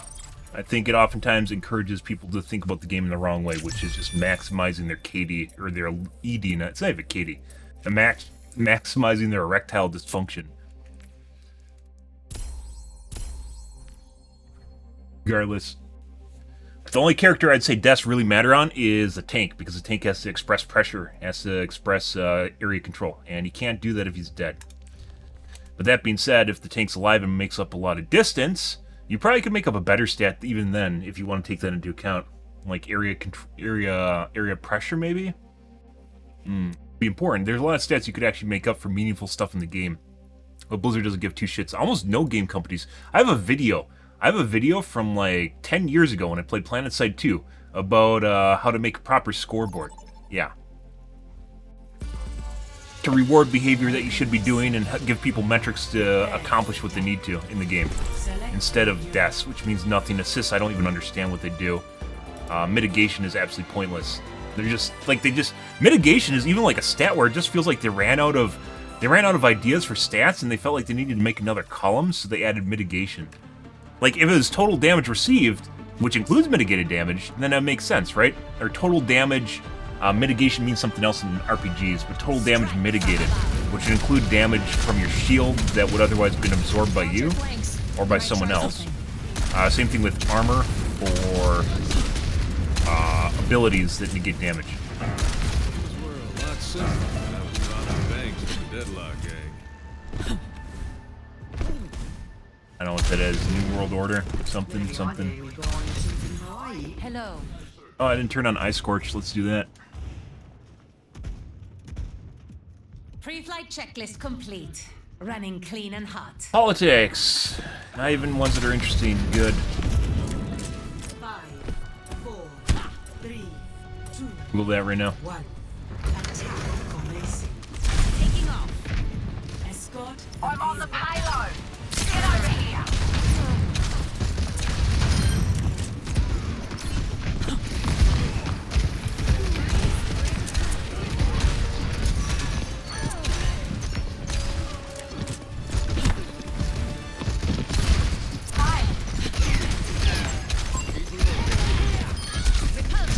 I'm really feeling the heat. No. Affirmative. Be a lot more Junker Queens. Crime doesn't pay. No.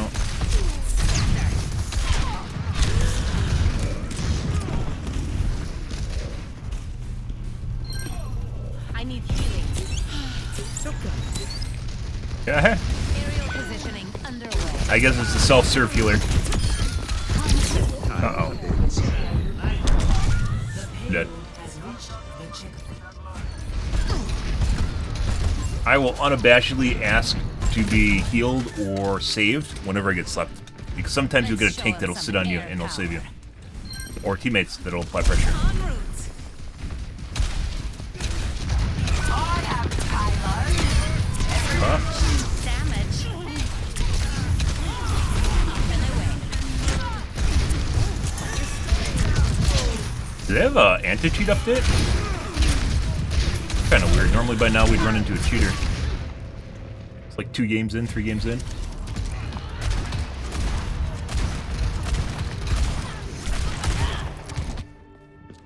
The skies await. But I'll probably eat my words here soon enough, so.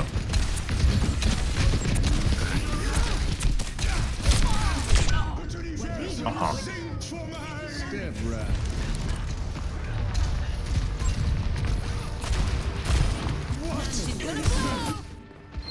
All systems nominal. Just kill everything? How's it Really? Bob. No one can stop me. Raising the payload en route.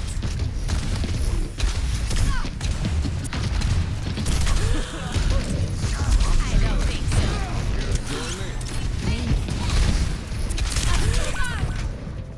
And Ash again. I think she just double-bodied me. Oh, it wasn't you, Anna. You finished me off, but you're not the one that did all the damage to me. Taking off.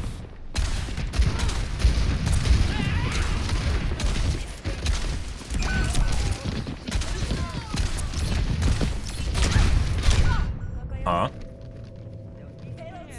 The fucking Ash that hit nothing earlier in the match? Speaking of which, speaking of how we haven't fucking run into any cheaters tonight. I don't taking to the air. Shit. Oh, is it the Anna too? Huh? Dispersing.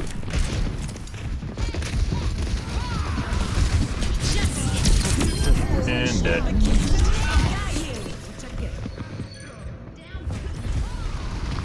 Justice. Nope, I lied. Literally spoke too soon, guys. Only fucking second game in. Always more to learn. So the Ash, which couldn't hit shit earlier in the match, is now 2-tapping me.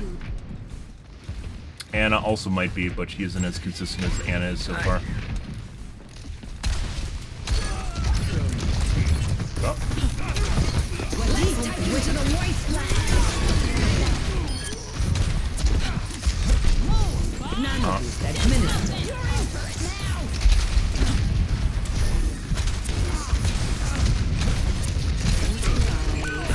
I see an enemy. Yep.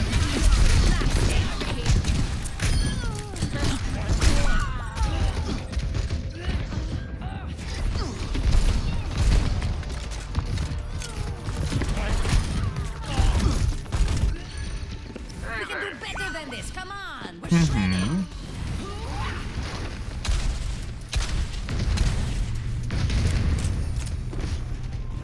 and away.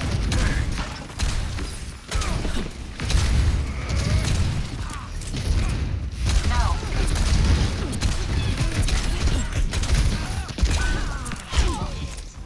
I don't think so. Yeah. Step right. All right. Thank you. Here it comes. Behind. Nice guy platform.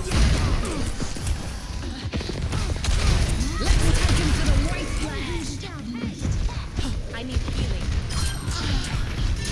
Now go get it. Let Kitsune guide you.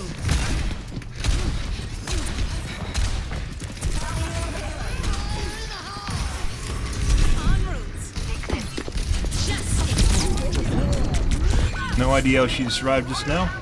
My thanks. Justice. Good. I don't want to talk about it. On the move. Let's get it. You weren't watching the skies. He just cancels her own ult. Like a gentle rain. Excellent teamwork. Yep, the Ashe is definitely cheating. Good.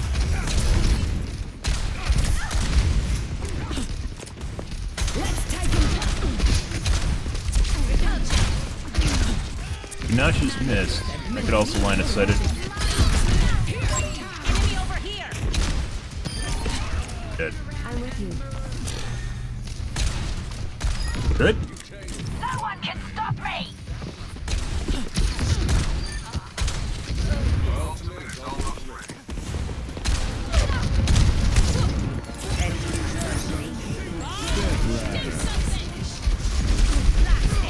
Good.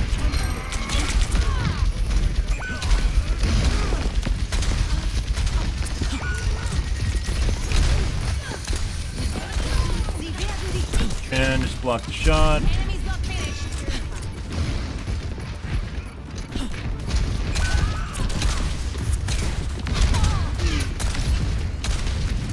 Increasing altitude. My gift. I knew I could count. Stop. Again. Get on the pylon.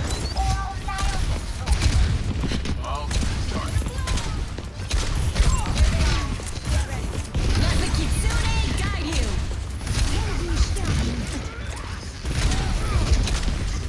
Let's take him to the wasteland. Repositioning.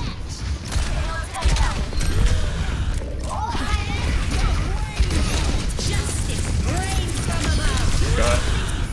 Just wasted a res. Cut.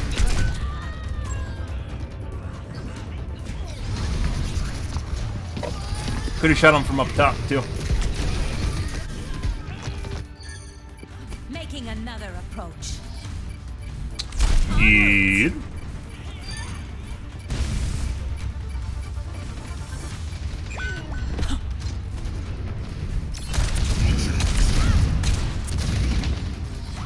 Actually, almost dead.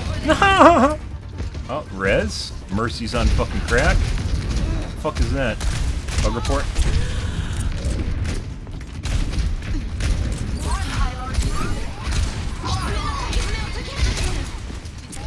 Up and away. 60 seconds.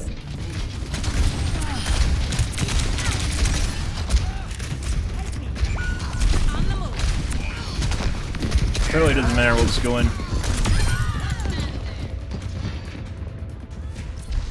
Don't get a pick. It's the same thing as not doing anything at all. So Always more Mercy's to learn. dead. Tank backed up. Let's take him to the wasteland. And now no one's up with her. Administer. Good.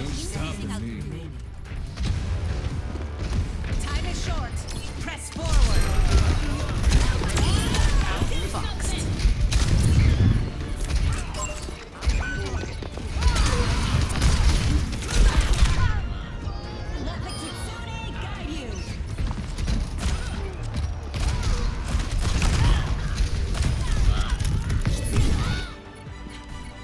it off.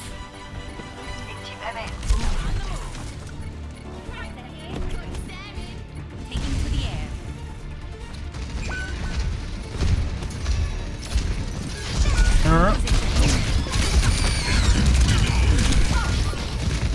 No. Pretty sure the Ashe is cheating. It's about halfway point. She stopped trying to kill me for some reason, or targeting me. I'm not sure why. Ashe is definitely cheating, though. Completely different from earlier in the game. I think that was after we capped P2, or P1, excuse me. Play of the game. This guy.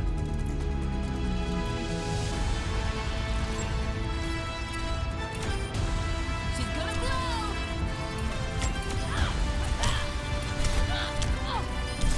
Bob, do something.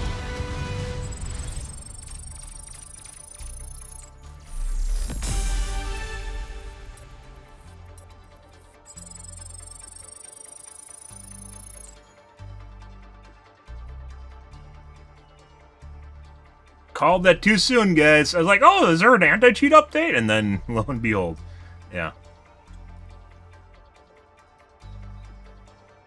Let's see.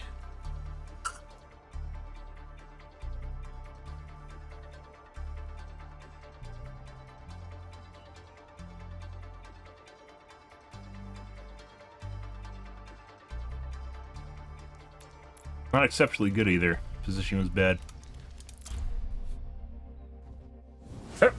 Next game. Strike from above. Up and away. Messy, but we got it double kill. En route.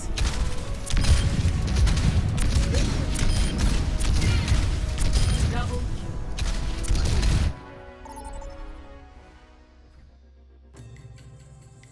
Now arriving at Lijiang Tower.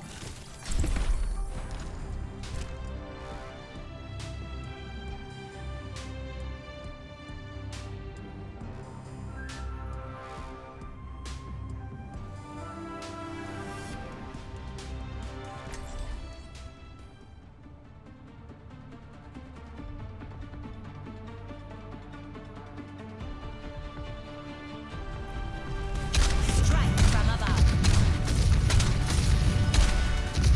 Shed the weight of your doubts, and your mind will become clear.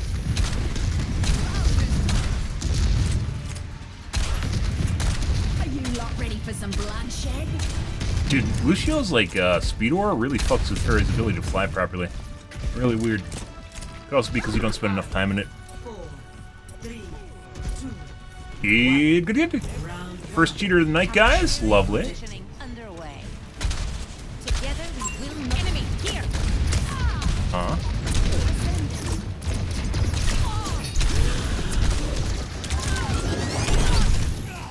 System repair.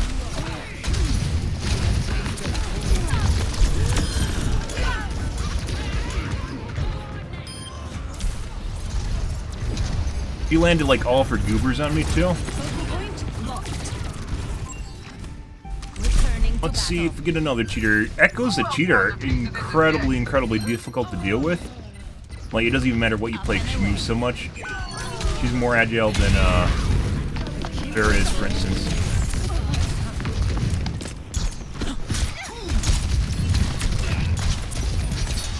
Excellent teamwork.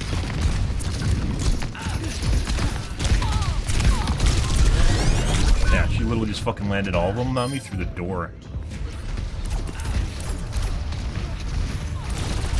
Yeah, she's cheating. Good shit. The skies away. Pretty sure. We'll see, though. She did that earlier, too, over the top of the wall. I wasn't really watching the kill cam. Moira. Actually, we didn't die. Never mind. Kill cam.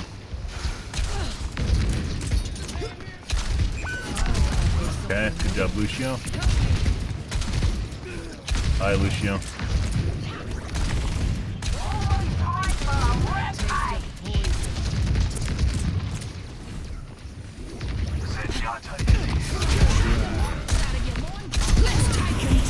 underworld. You weren't watching the skies. Adaptive circuit engaged. Hardest thing in the world to fucking hit. Thank you. This guy.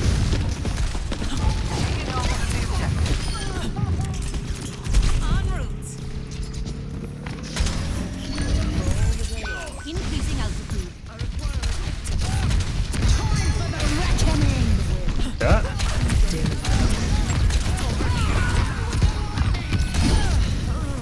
Heat check confirmed.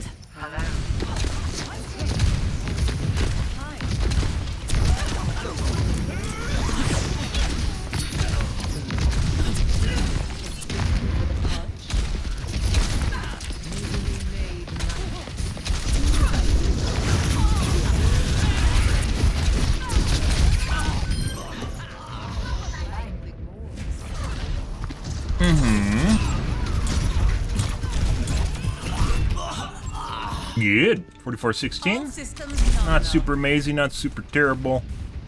Let's see. God.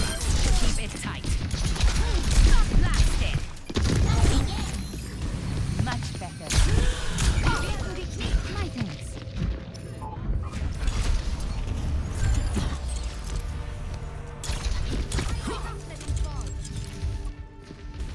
Okay, my head's in the game.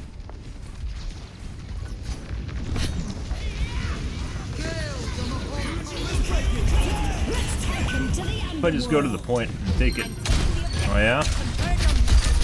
Okay, bye.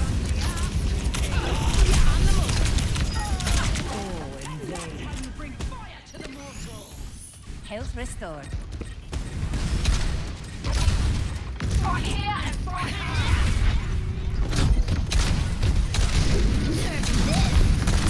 I will sacrifice myself to kill you.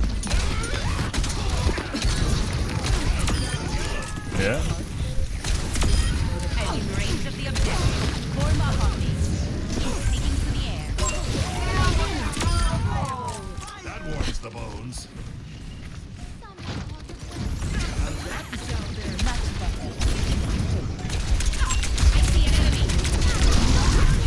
Detector circuit engaged. Soldier 76. I don't think so. Cute. Regardless of me dying.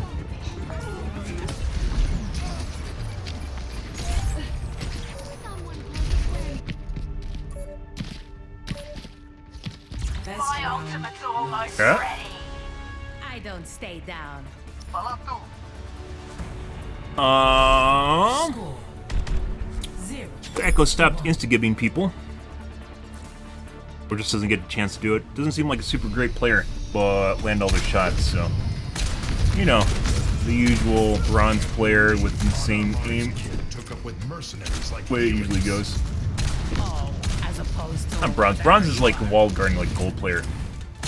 Bronze and silver are like, you have to be special to get into bronze and silver.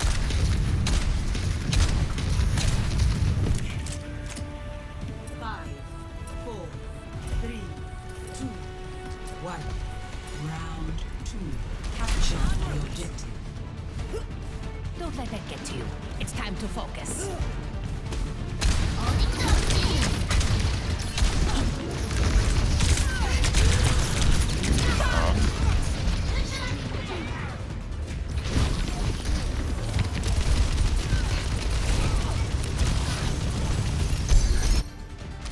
On the move. The objective Stop lagging about and get over here. Positioning.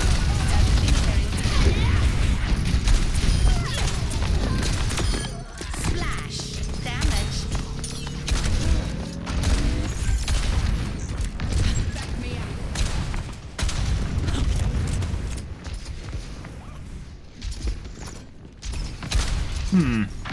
Why did it sound like he's fucking firing on the left side there? That's really fucking weird. Aerial positioning underway.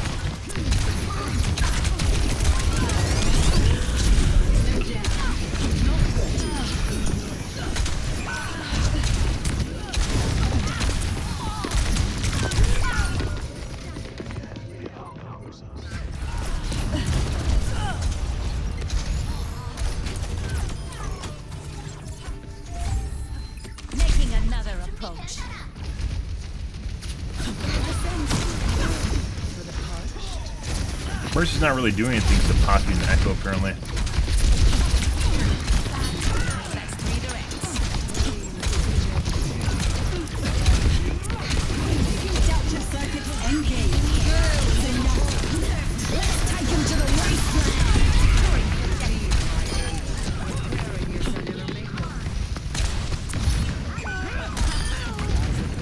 The point is vulnerable. Let us take it.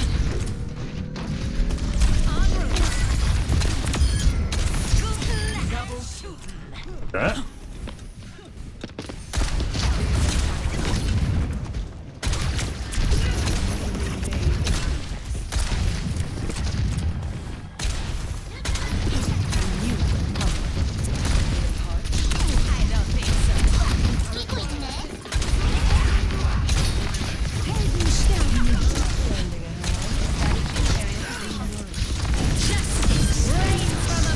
Huh?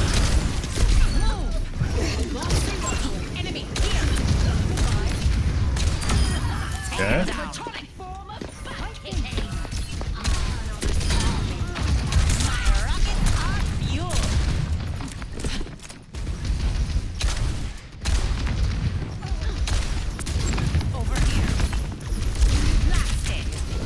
Next to impossible to poop a Genji. It's like pooping a Lucio. Or a Kirito for that matter.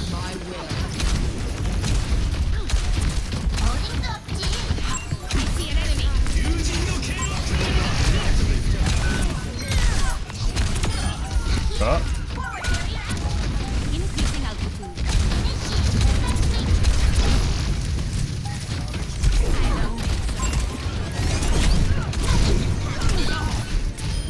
Yeah. Well, she's out of mech, which is almost as good as her being dead. Soldier So, 76. might even be better because Mercy would res her instantly. And then she get her mech back. The skies await. Over there. Fort here and fort hard. Over there. Aerial positioning underway.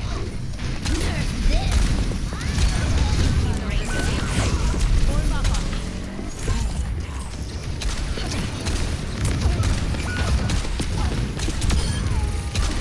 Double. You don't have to stand. Taking off. Propulsion.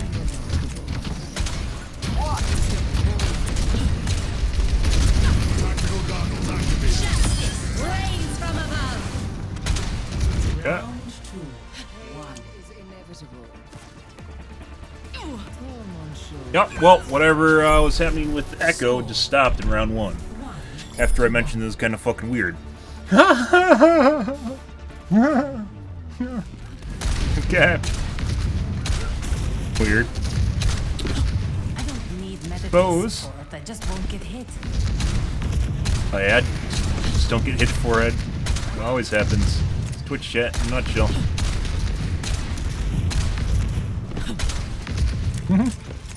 Good, good, good.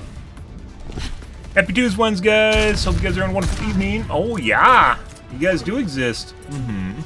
Round 3. Capture the objective. Position. This is it. You know your job.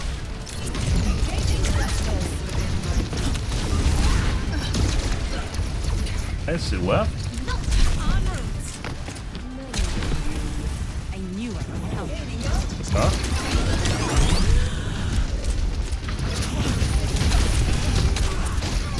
Got it over here.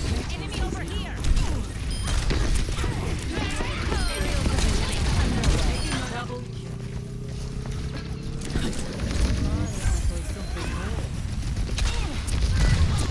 I don't think so.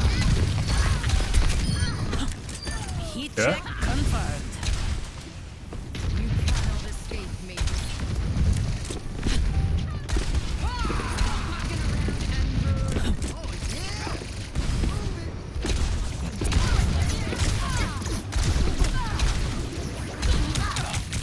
Concussive out. Enemy here.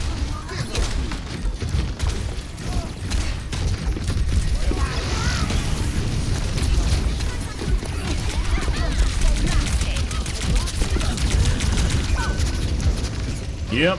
I could eat up, but I probably would have died. I should have eat up regardless, because that was different than dying. D.Va has her cooldowns up, guys. When she just charges you, she can usually kill you. I don't know why more big streamers don't talk about that, but if D.Va has all of her cooldowns up, she can literally just dump on you. I see an enemy. Yeah. Enemy over here. Okay.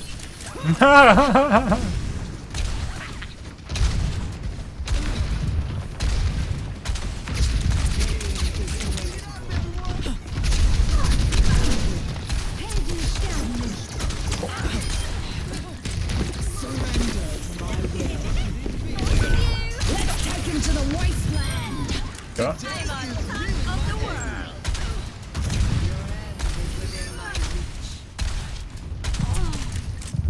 I see an enemy. Hey!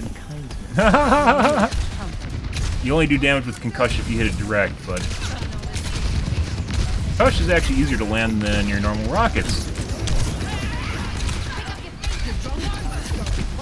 Moira's actually trying to heal me despite the fact.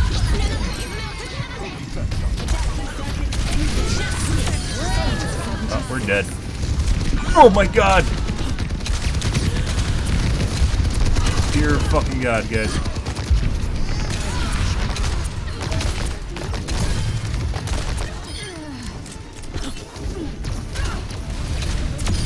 I look after. Good. Well, whatever that was I mentioned stopped happening after round one. Very weird. She was insta-giving everyone at the first half of round one, and that stopped. Yes. Let's take him to the underworld. Could be we got her under control, I'm not sure.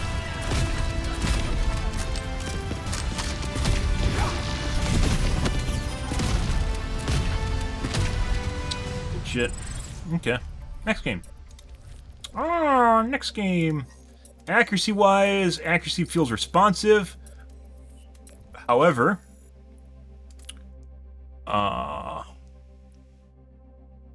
that not super high either. Same. Mm-hmm. Now arriving at the Shambhala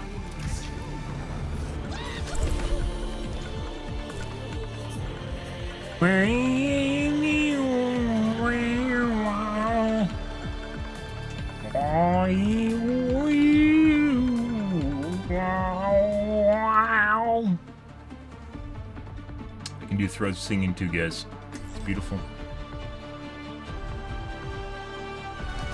Strike from above.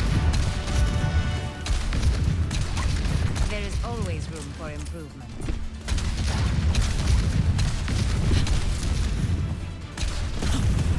Hello. Greetings. Let's finish this quickly.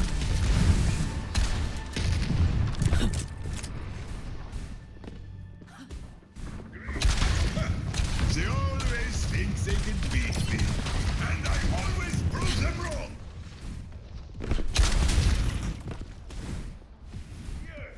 Oh, I do want to try changing the setting though here in a second. It fucks the rest of our team. 5, 4, 3, 2, 1. Establishing aerial position. Escort the payload. The payload is under my protection. Join me.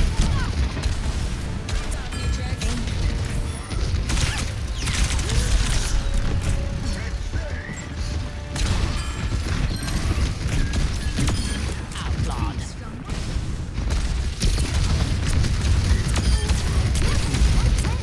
Double Positioning. I will not waste this opportunity. Huh. What do you make of that? Auto cleanse? Great as a missile about to fucking run up her asshole? And all of a sudden she cleanses? She's a knower? God. Oh. 3 hits. Enemy first. Enemy over here.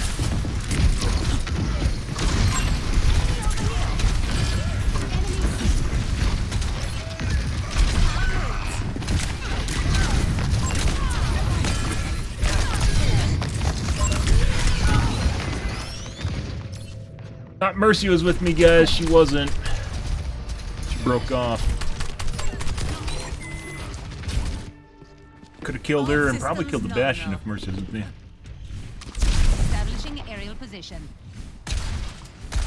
Come on, team. Push the payload. Repulsion. Oh no. My E was down, guys.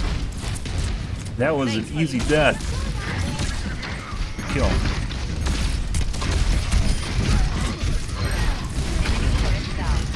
I can't make it over that.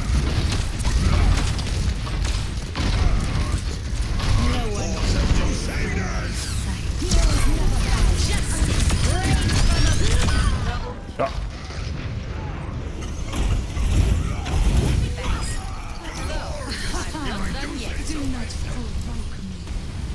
The payload has reached the checkpoint. Up and away. Their whole team's here. Oh, that's not good. You have my thanks. I thought we got them split.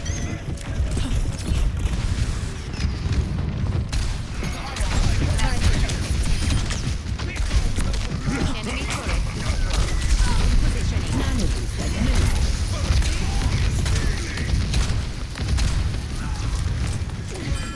Aerial positioning underway. I don't think so. I'm moving payload.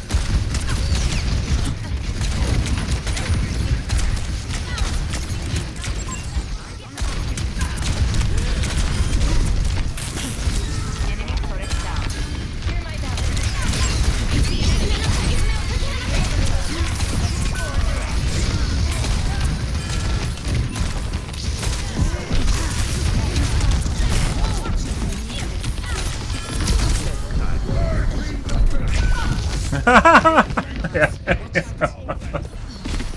No, yeah, it's every man for himself. There wasn't much recovering from that, so. Enemy turret ahead. Shake it off. Into the air.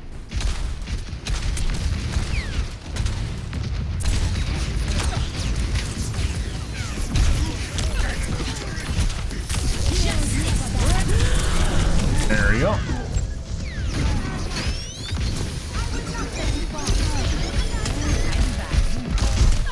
Oh. My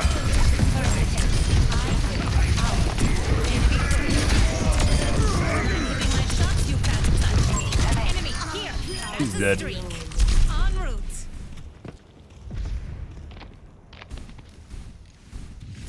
Thank you, my friend. No one can hide in my sight. That's 3 in a row. On the move.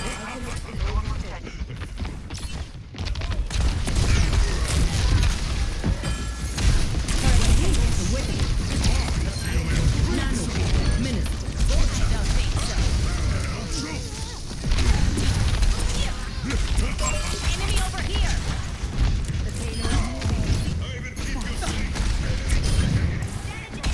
Thanks. Enemy turret down. Positioning. Lost her Mercy. Ew. I see an enemy.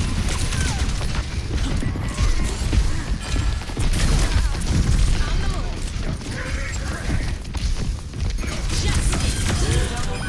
Yeah. Alright. Positioning underway.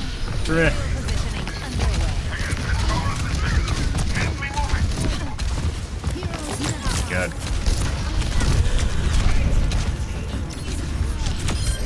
Clean kill.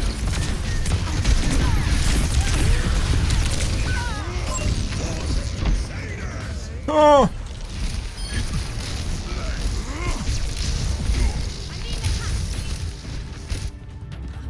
Let's show him some air power.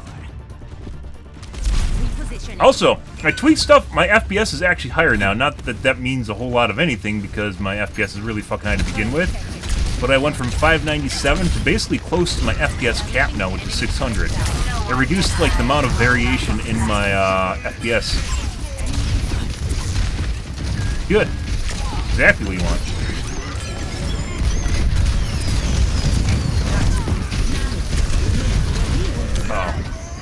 think I hit the statue arm. But if you notice when I'm dead, my FPS doesn't drop nearly as hard as it used to. Ah! Thanks, Mercy. No.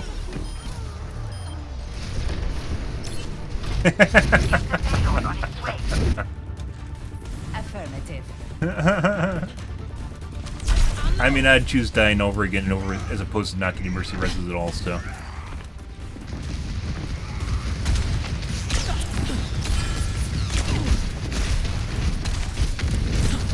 Increasing altitude current. Excellent teamwork. Enemy tornado.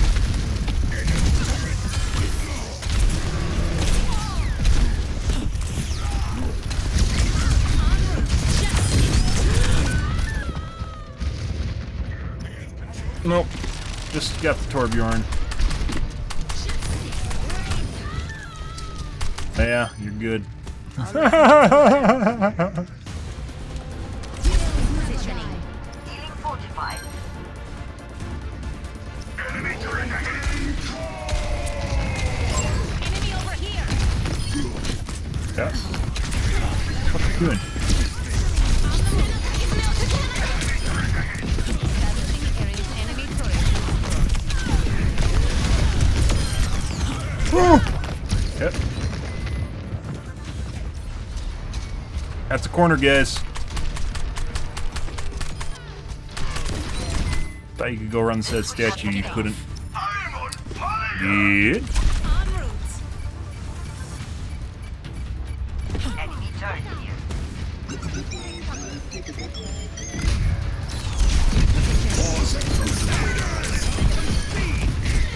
Enemy turret.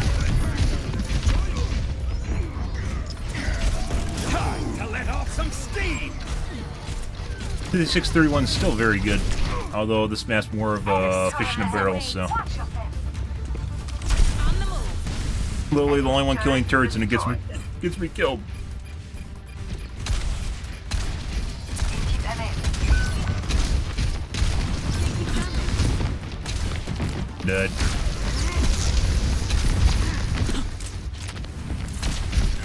6 seconds. Mercy? No. Excellent teamwork.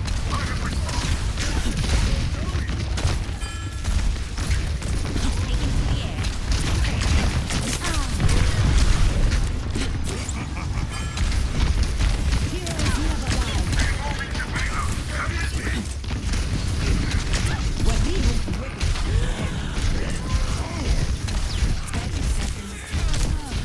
%100% accurate ammo.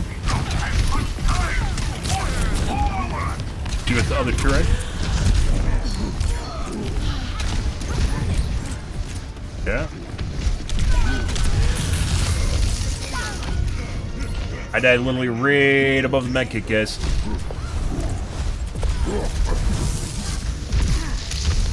Aww.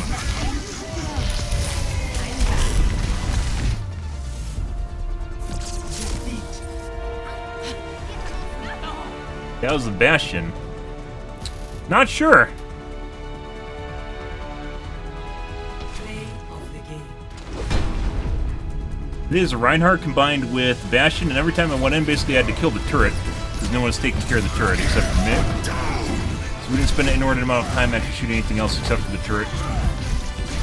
Which doesn't even show up in my stats, so we effectively padded our stats with nothing. Good. I'll do another one here, guys, and then we're gonna try tweaking something. Huh.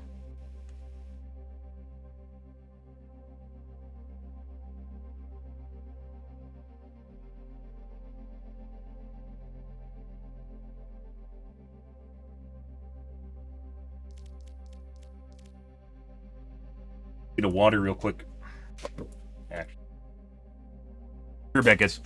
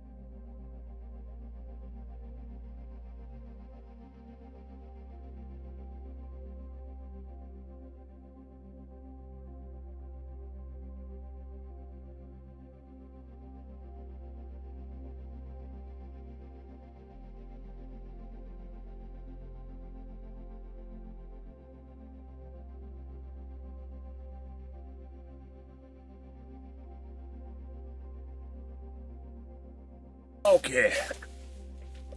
Ready.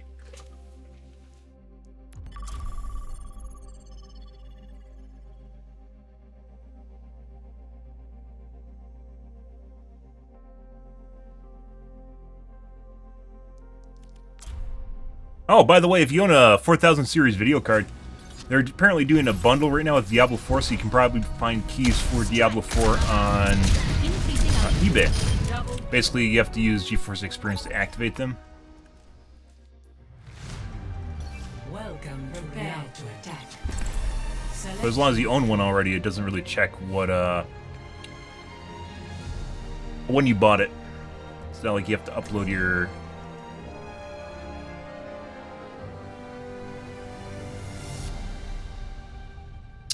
serial number and they check the production date or something. As far as I know, maybe they'll eventually block it, but it's for now they aren't doing that. So, kind of one of the side benefits of actually owning it for a newer video cards, you can actually just buy the bundle codes and then use them yourself. Although I really don't plan on playing Diablo 4. Diablo 4 is kind of like its own ecosystem, like Path of Exile. I imagine Path of Exile streamers are going to hop onto that. It takes a lot of fucking time, so.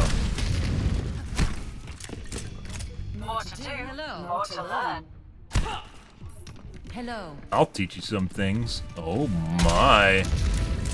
5, 4, 3, 2, 1.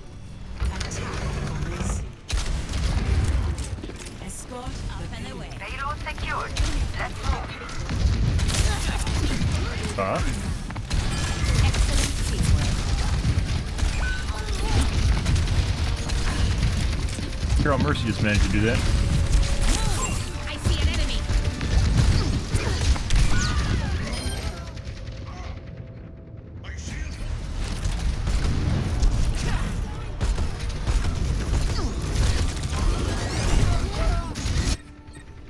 Let's show him some air power. Kind of just felt like I canceled my revive. I'm not sure what that was. Maybe it's because my clock ran out.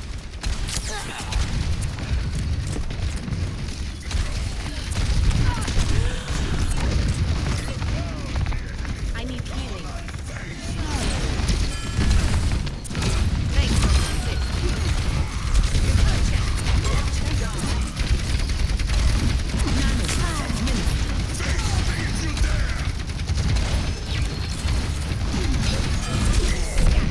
Oh, we boop her? No, she went on the side.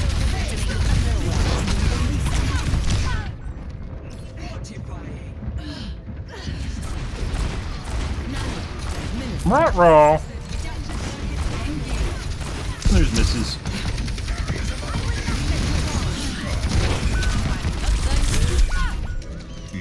And body shot and a shot. Widow.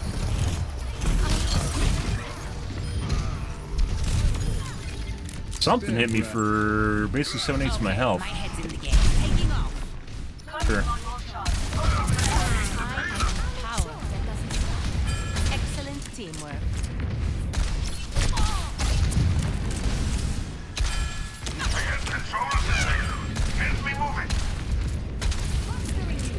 Over there.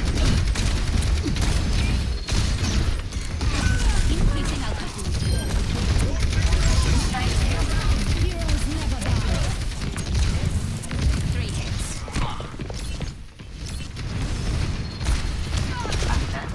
Trying to pop shot me?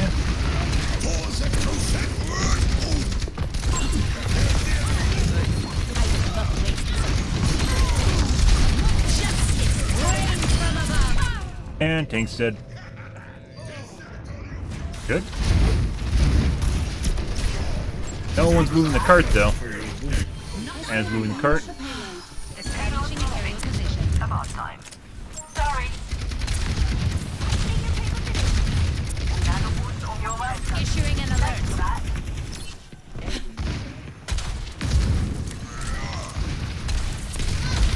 Thanks for let's redirect. Engaging enemy below.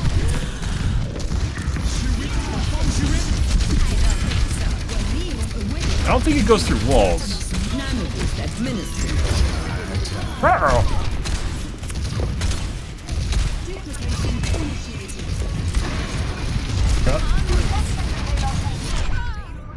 Oh yeah?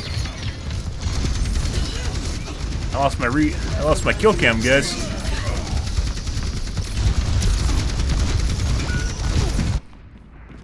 Shake it off. Sticking to the air. Sorry.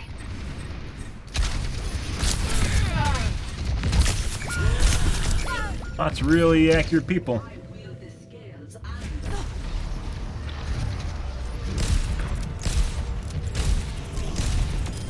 Sight. Returning to battle. On the move. The payload won't progress like this. Uh-huh. I require healing. That's good. Increasing altitude.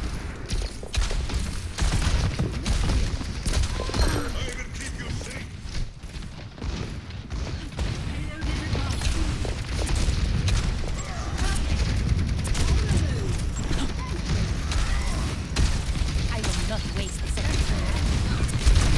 Heroes never die.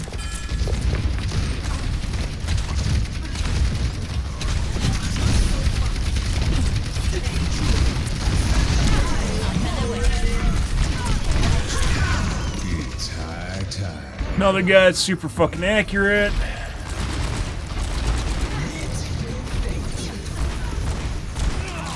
It's high Over time. flicking too. Making another approach. Christine. Angel at your shoulder. Payload status. Storm. I am empowered. Establishing aerial position.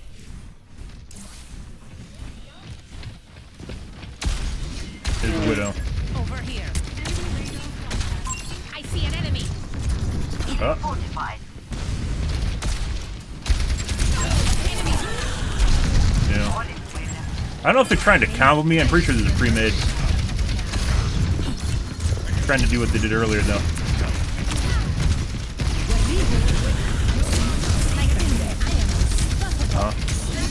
Hey, buddy. Hi, buddy. I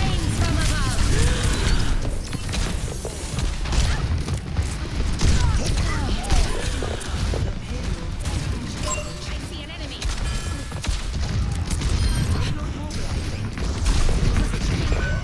Oh, that sucks.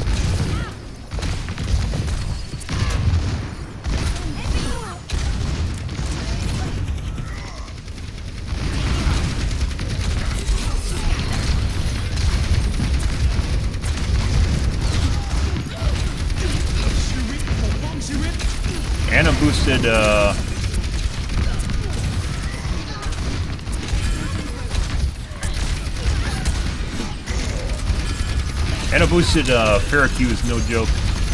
Even on the off angles.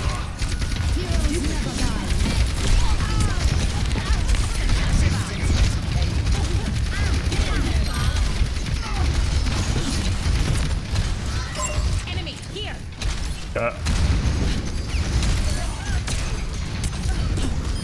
Positioning.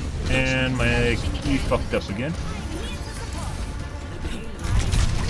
Oh, hell, buddy. Rains from above. Okay.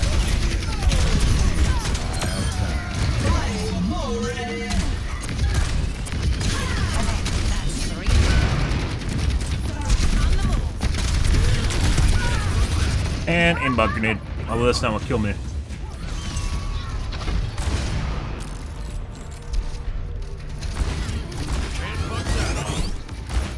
Actually looks like he fucked up his flick just now by moving. Increasing altitude. Good. This was sorry. For the Crusaders! 15-second cooldown, just ruined an entire character's ult. Check. Outnumbered. Be advised. Positioning. He- Sorry. Excellent teamwork. Come on, My team. ultimate Push the sorry. payload. Boosting your damage. I will not waste this opportunity. Sorry. Yeah. Sorry.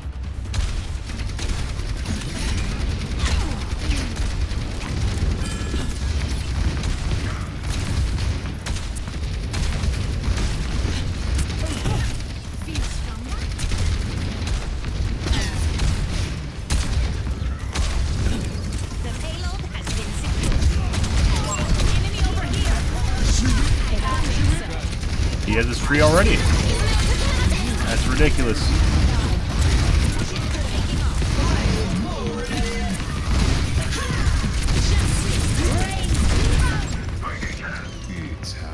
Wasn't close enough, guys. Too far up. And ult was over already.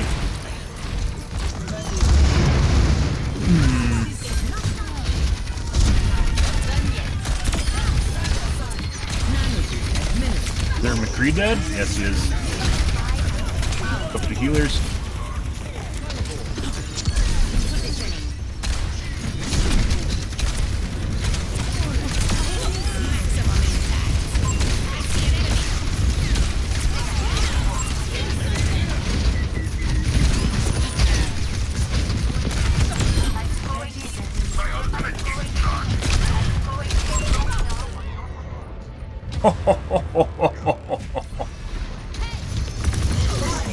Oh my god, Mercy. She just took that all to the back of the brain. Thanks. Make the back in time. 10 seconds remaining. Like, maybe could touch cart, but it wouldn't matter, so.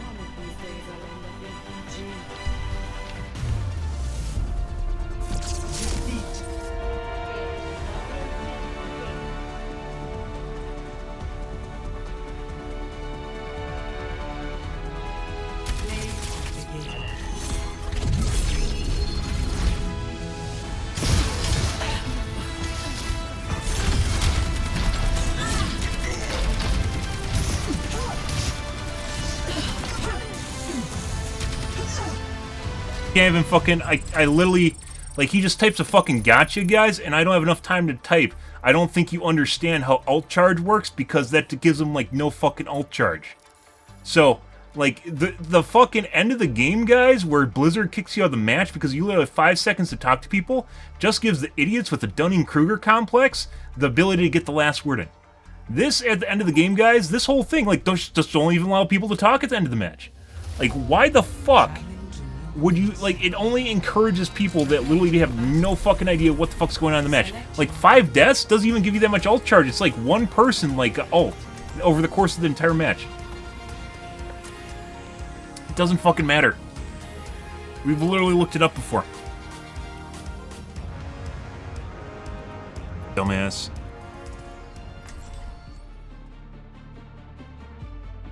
Like, we literally went in. At the end of the match, guys, we killed 4 of them solo.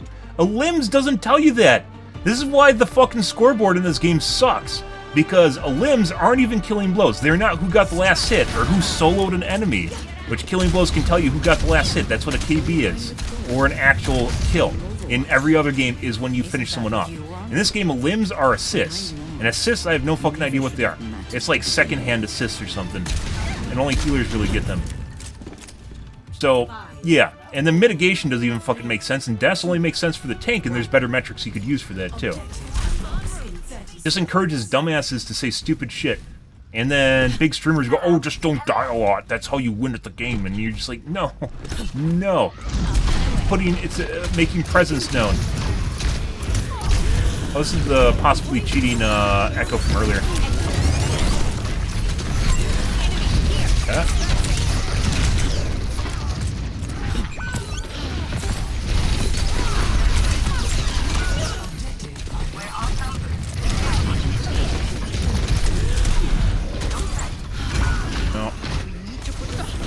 Healers aren't around. Pretty sure this is a pre-made too.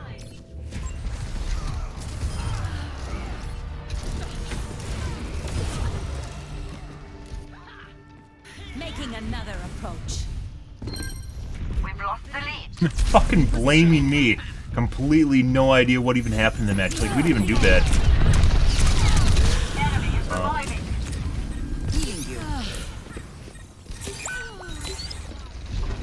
They're moving the barricade. They outnumber us. Keep it tight. Aerial positioning underway. Airspace is closed.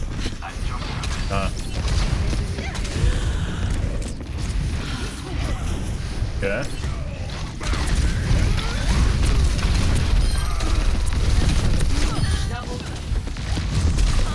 We have healers here. No. No. Thank you. Nano boost up and away.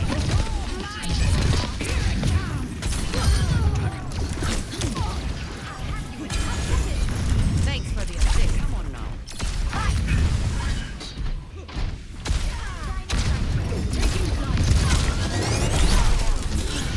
Oh. Establishing area. I believe that's the fucking tree from last map.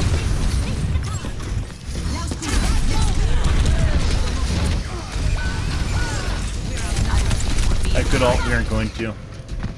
If no one's left alive, even if I got 2 kills, it wouldn't matter.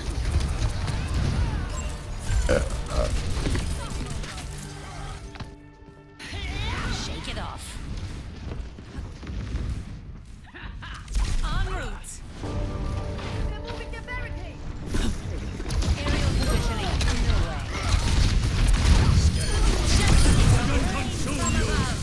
I will Okay.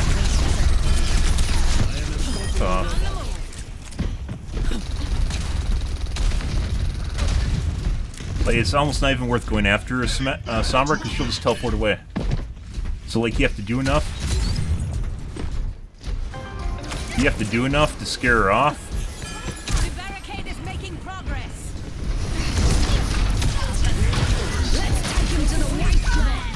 You have to do enough to scare her off without actually, like, moving too far out of the way.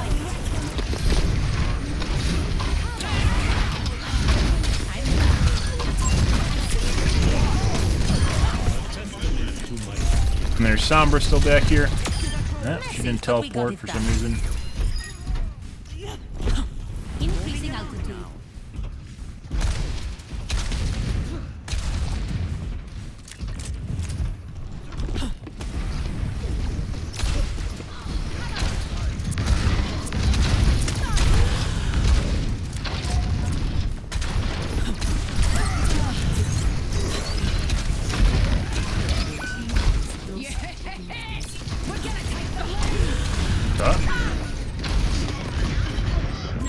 Like I said, this is the guy from last game I thought was cheating. Missing a shitload of shots. Still missing shots. I don't stay down. Fuck's going on? What? Repositioning. Brown's one tapping me.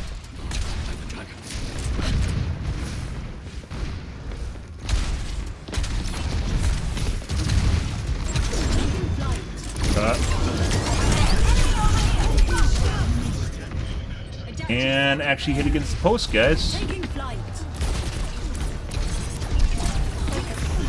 Aww.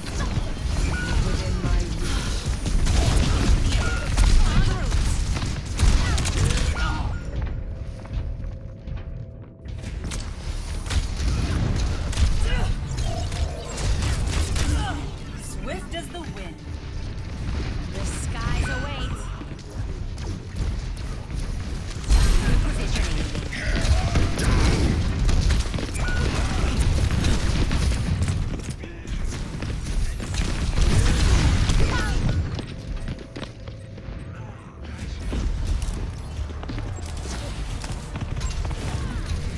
We got 2 tapped again.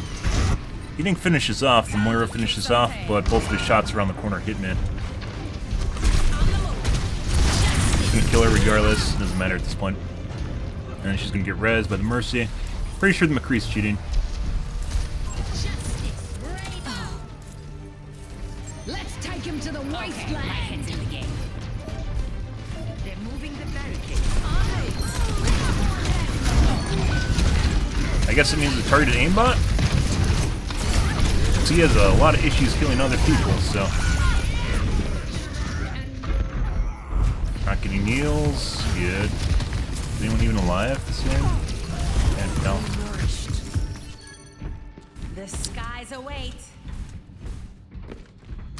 By the way, in terms of like aimbots and shit, Up and away. like one of the things they'll do to, there's all different sorts of like weird things they can do to fuck with their ability to like basically be 100% accurate, including targeted aimbots. Not specifically because they know that I'm streaming, but rather they know that I'm doing well. As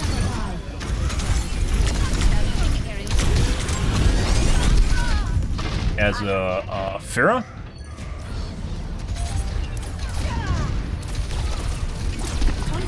For sure this guy's cheating as well. This is earlier in the match, we played against this guy, and he did the same shit, and then mentioned that in the first half of round 1, and then he stopped doing it. This time it seemed like he wasn't doing it until maybe a third of the way into the match, and we actually got basically took advantage and got close to it.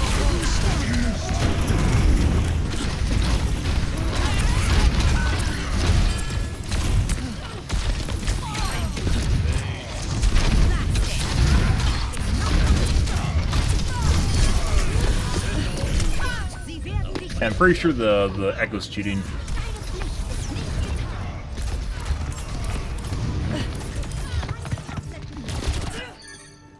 Okay, my I don't know. We didn't report her in the last match we played against her. on the move. But that's because she went back to normal. But the McCree, on the other hand,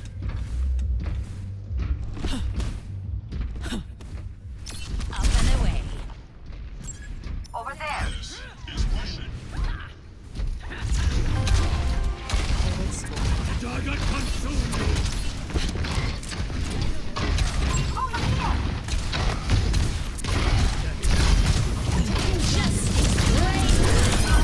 and got her. She's gonna get res now.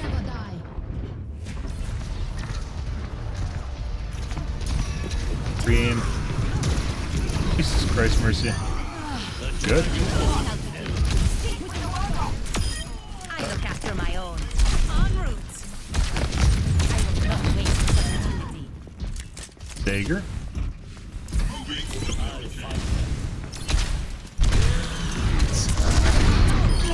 Ooh. That was meant for me. The lead is nearly ours. Keep pushing. Let's take him to the barricade is pushing forward. Hi. Aerial positioning underway. Cheers.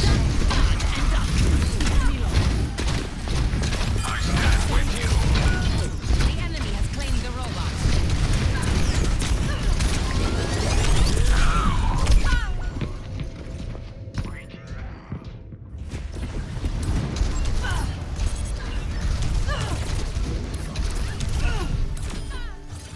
Pretty sure.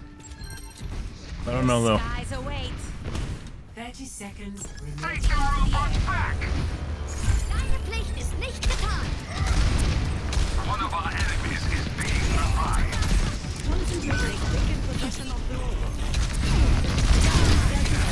And aimbot grenade. Was it around the corner too? Kind of felt that way. Let's find out. No. A little bit. There's definitely a guided missile aspect to that, but, you know. Worse, so. Good shit. So, McCree, I'm pretty sure, toggled on, and then he toggled off, which is where we got the pushback. Same thing with the Echo. Play of the game.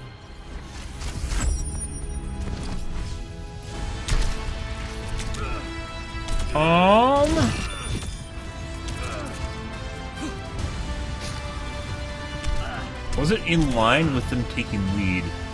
Not really.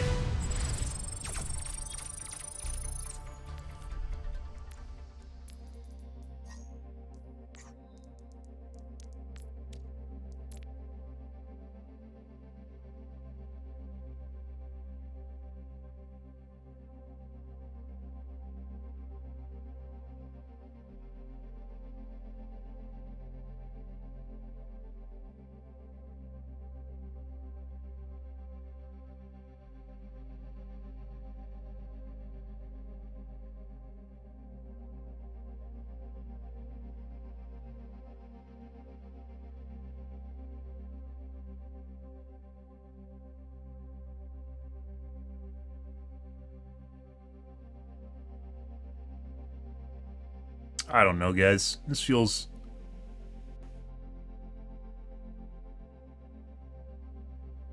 No. Maybe, I don't know.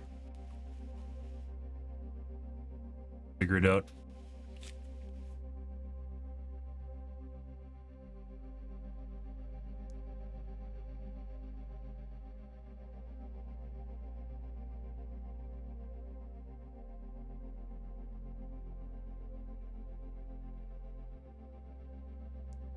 Okay, then the Echo was off for the first 2/5 of the match, I would say. Know about that, because at the beginning of the match, he tried to insta-give us over the top of the main barrier.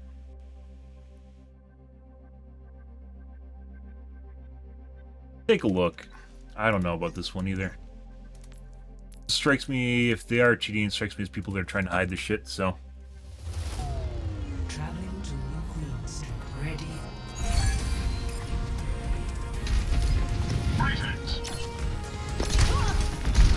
Taking flight. Finishing them all. Find you. Heroes never die. There should be a button to fast forward until next engagement. Goodbye. Sitting on target. I'm coming in.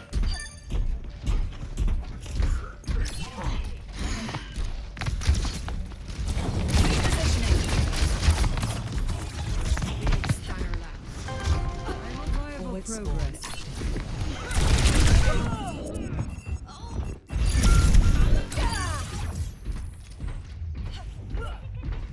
First, like, third of the match, we didn't really get heals either.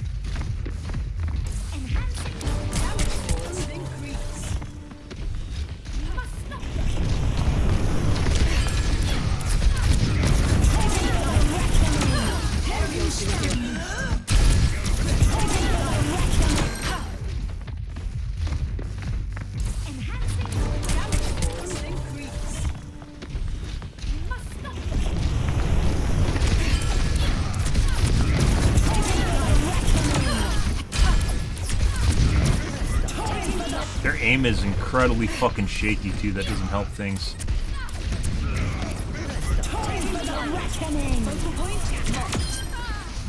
Aerial superiority.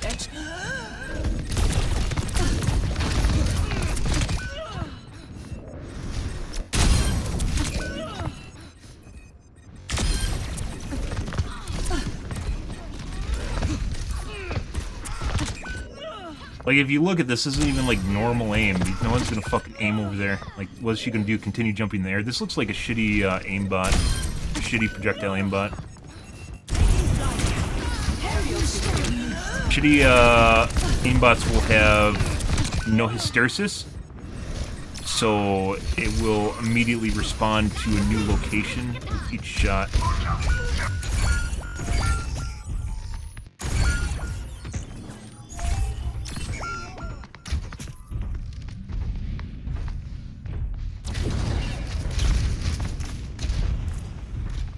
It looks like they're looking at people through walls, but there's robots right there, so.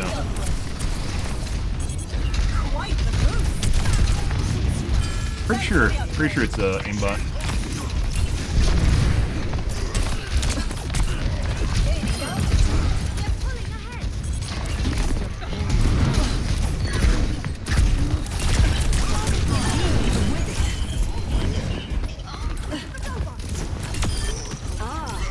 Human error. I'm really feeling the heat. Hey there. Supplying damage increase. This is a tough one. I like this. But shitty aimbots look an awful lot like just, putting aside just like hard locking to you, which if any, it's like that's basically that's dysfunctional. Learning adaptive circuits engaged.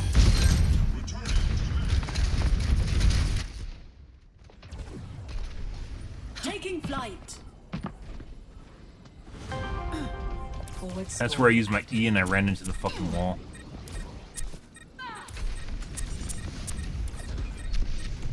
On the move. Heroes never die. All that learning adaptive circuits engaged. Hanzo.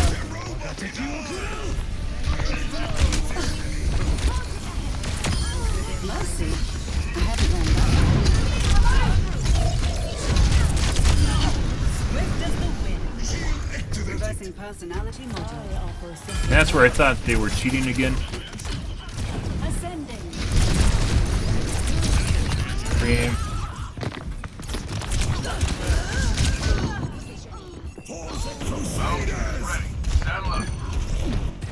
Let's adapt.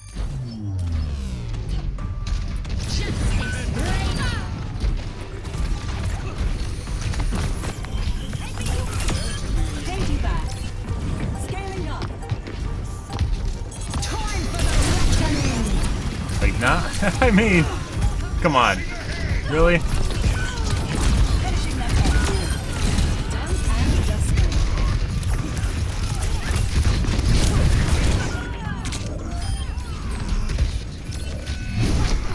I don't know. I can do better than that. How's it going? Greetings.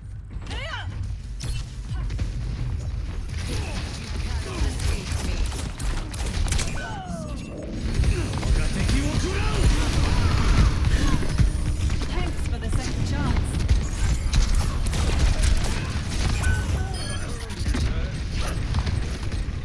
Advancing upward. Concentrating fire. It might be an aimbot that doesn't work properly when you're too far away. Projectile aimbot doesn't work properly the further away they are. Huh. Okay. We're gonna go with cheating.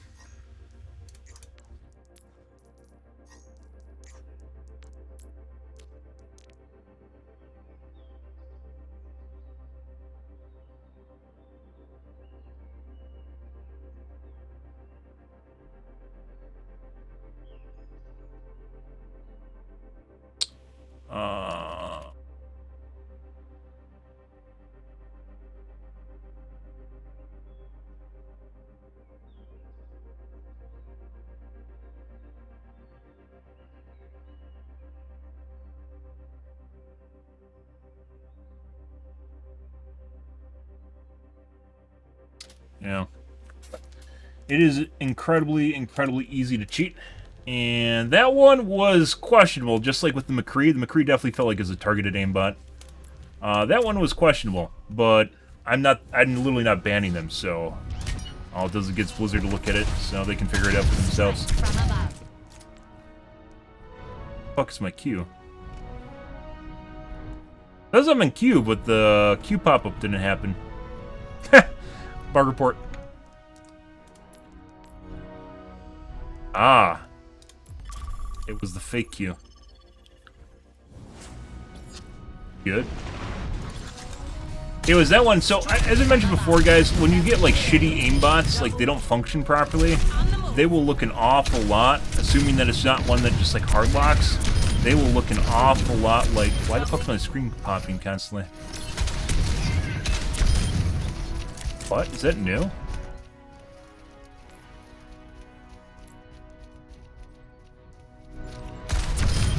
Well deserved. Increasing altitude. Weird. Blasted. Next game. They'll look an awful lot like just kind of like dysfunctional or normal aim, which kind of sucks. It's like almost like good that it doesn't work properly. The expense, obviously, of shittier accuracy. That one I'm on the fence about. It's not common, but occasionally you'll get that. We played with the game with him earlier, and he was basically instigating me for like half of a round, then stopped. After I mentioned on stream, I thought he was cheating, so... Yeah. Blizzard can figure it out. Hello. If you ever need help, just Oh, I talk did to say I me. wanted to adjust My hero. snake oil option. I want to try tweak.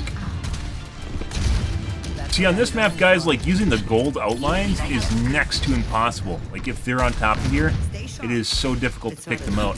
Like, any of the daytime or sunrise maps or something like this. Sunrise, sunset, I don't know which this is. Helping those in need is its own reward.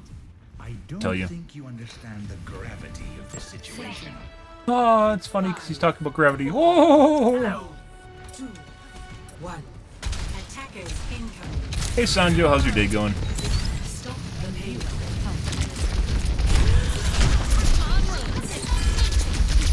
Widow. It's not Widow, it's Ash.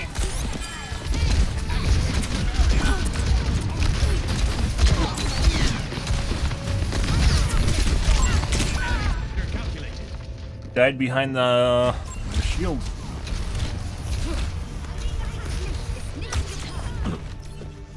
He cast it literally All systems nominal. a quarter second after it went over the top, or maybe just literally right after the arrow went over the top of it. Into the air. How's your evening going, Sanjo?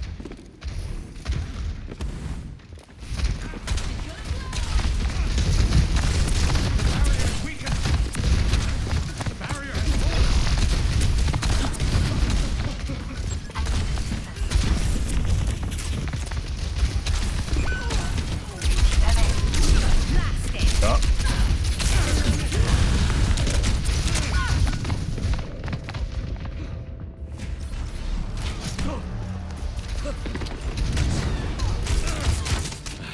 We got it. The skies await. Huge stutter.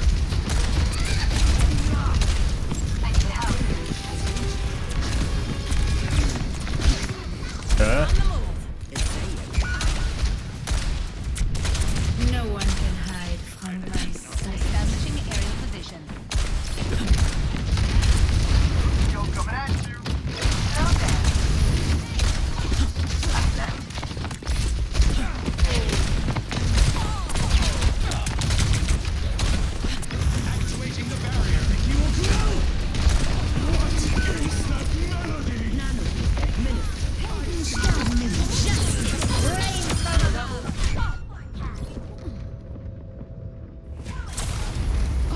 Still a mercy there, guys. Does seem like there's a lot less cheaters today than there were yesterday. I wonder if that has something to do with En route. the patch.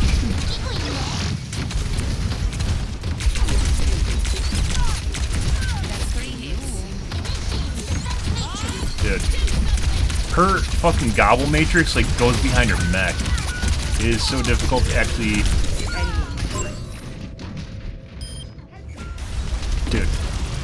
It is so hard to actually shoot the side of the diva to get around the side of her defensive matrix. Let's show him some air power. Aww.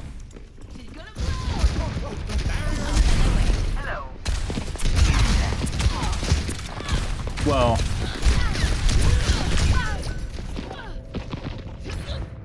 Fucking tank's afraid of their DPS.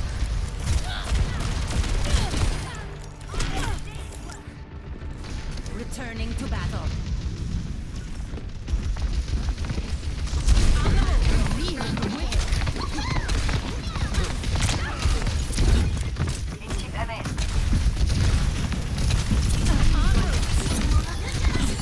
Increasing altitude. No one can hide from my sight. Concussive out. Huh. Think we got a heal there.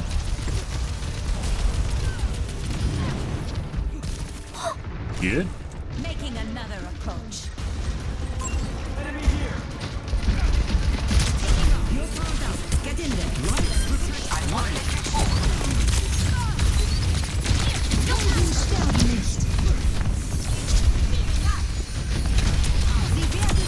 There we go. Airspace is clear. And revenge. Gonna disengage. There we go.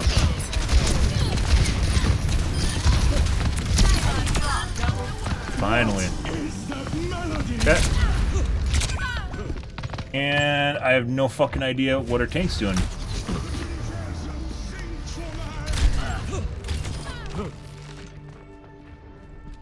I don't stay down.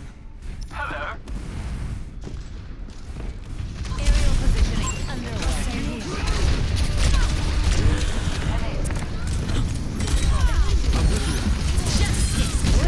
Hey, look! And tank's dead. Now I gotta camp to make sure the Mercy doesn't res.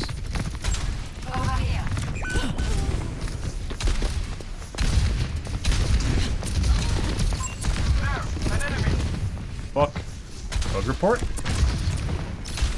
That's interesting. Over there. Okay. We're outnumbered. Be advised.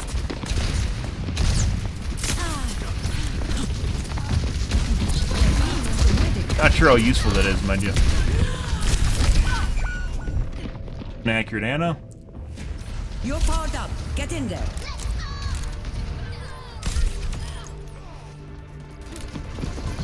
Let's show him some.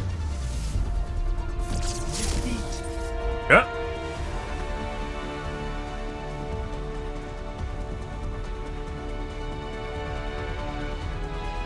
Play of the game.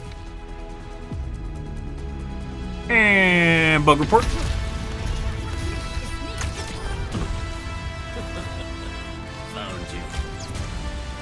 Actually, wise, we didn't even do bad, guys. Look at that shit.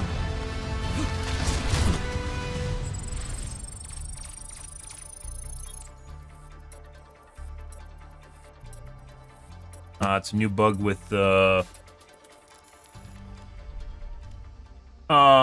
accessibility option, or not the. You cast your ult apparently at the end of your ult, but apparently they have an animation bug in there. Good. Good. Hey Riv, good evening, dude. What's going on? Some W games. Finding all the cheaters? The what have you?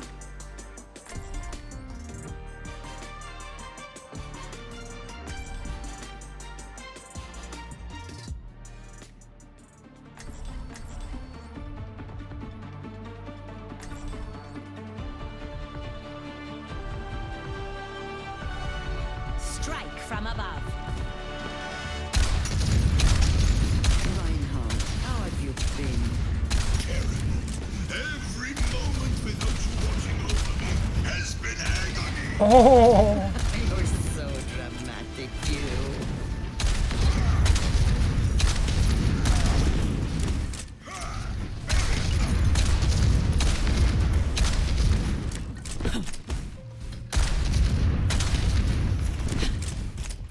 No one's a natural. We all have to put in the work. 5, 4, 3, 2. Jackoff squad? Attack. No. Tell you about our princess, apparently.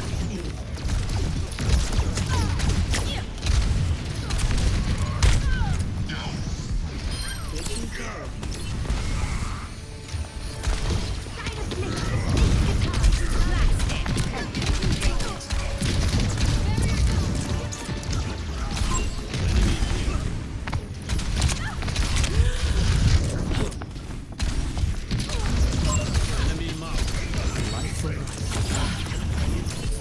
Yeah.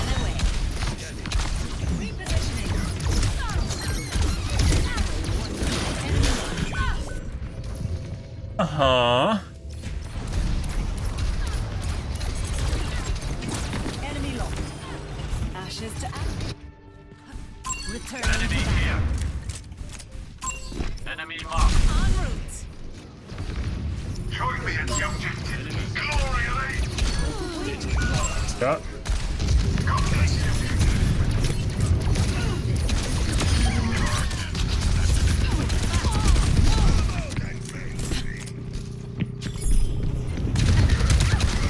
I could really use some fucking heal with Anna sitting there staring at me.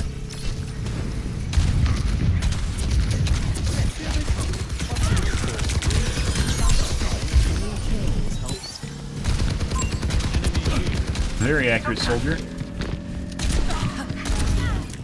Enemy here. Got it, dude. Objective A captured. Escort the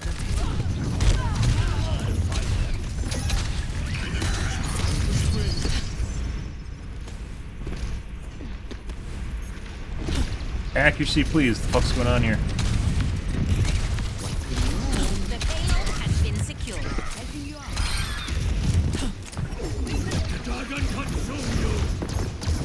Taking to the air. adaptive circuits engaged. That's a thankless battle. Our soldier friend is very accurate.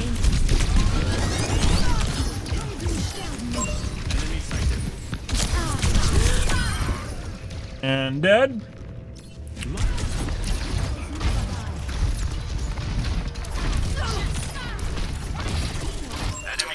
It's still ridiculous that, I mean, Echo is literally just a better version of Pharah, but their fucking Tri-Blast, it can headshot you 3 times because there's 3 different projectiles in it. I see an enemy. Bad time to reload.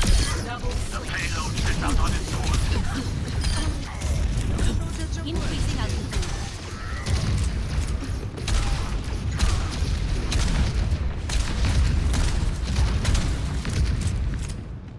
The payload has reached the checkpoint. Thank you. I slept the target. The payload progresses. Up and away. Issuing an alert. En route.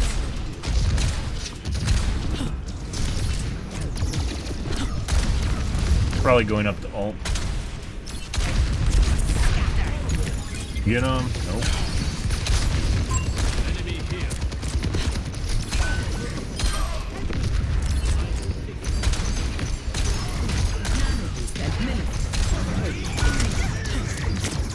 Taking off.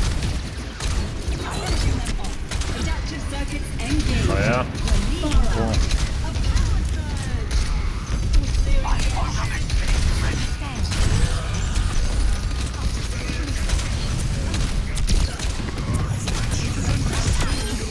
You're outclassed. En route.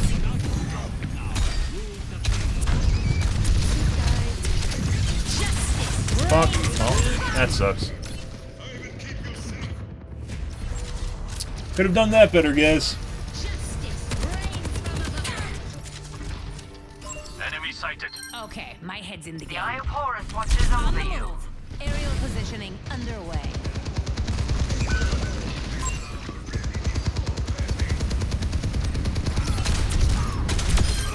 Maximum impact. Enemy here. Over here. Wish. Aw. Dusting off. Bombs away. Sure we did all the damage there. Shake I think it I got off. headshot or something prior to the bombs exploding. I think bombs only do like half your health, 100 HP. Establishing aerial position.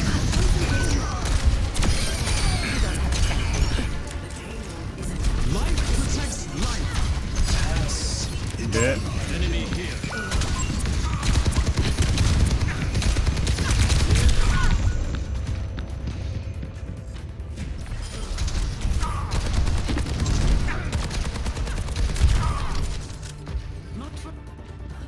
Time to kick some tail. Helping you out. Taking to the air.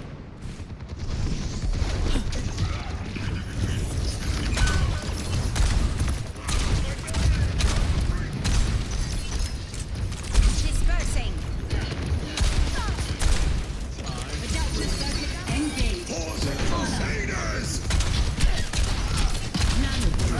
Okay. Up and away.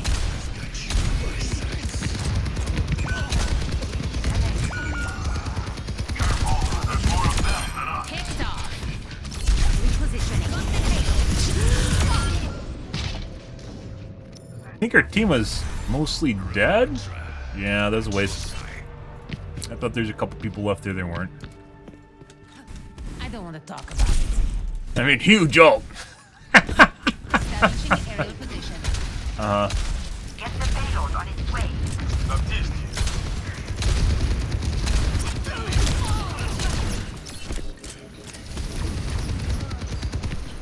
On the move.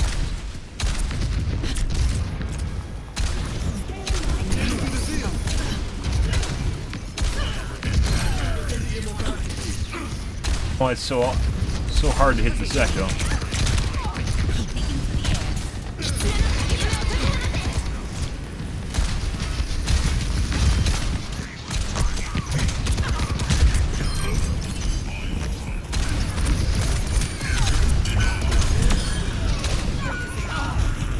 I need to E off the wall.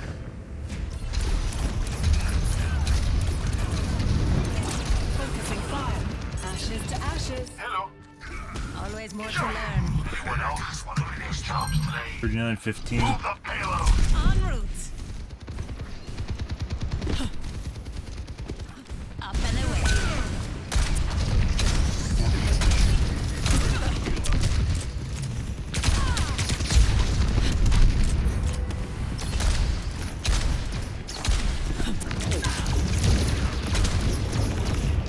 The payload has been secured.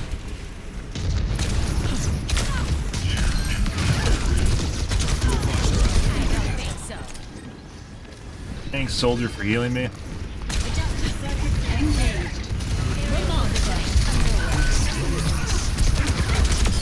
You weren't watching the sky. I don't think I could actually alter on the ground. I think she gets off the ground prior to me actually doing anything like that.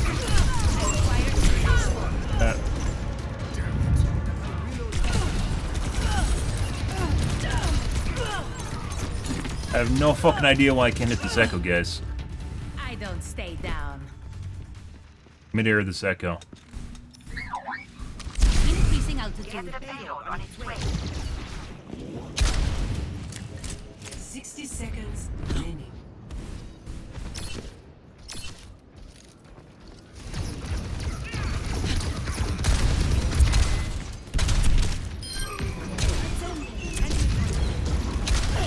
Man, Positioning. might as well.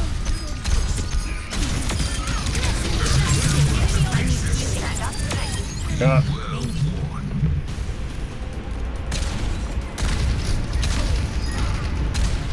30 seconds. Yeah. Well, we'll just skip the echo and kill everything else.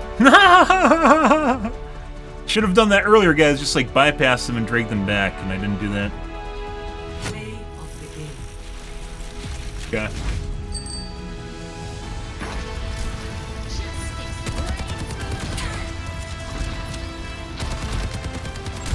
Good.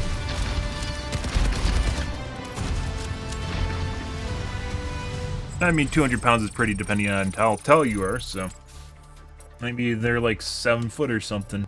No idea what the fuck that chat was. Other chick probably wasn't even a chick. Very weird. Next game. Good. Welcome to Oasis.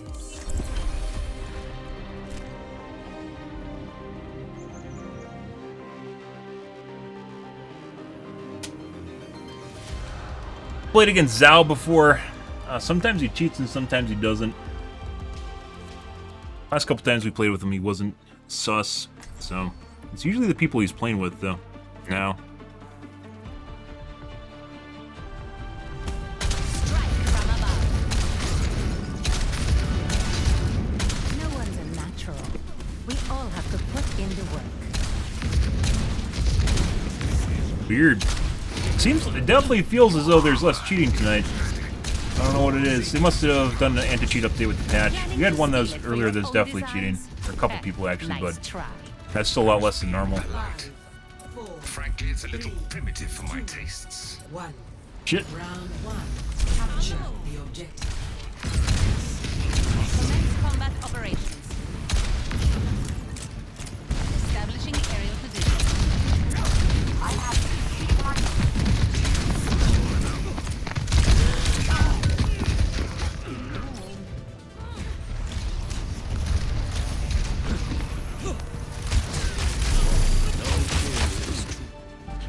Let's show him some air power.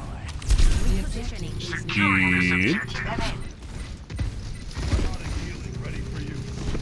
Increasing altitude.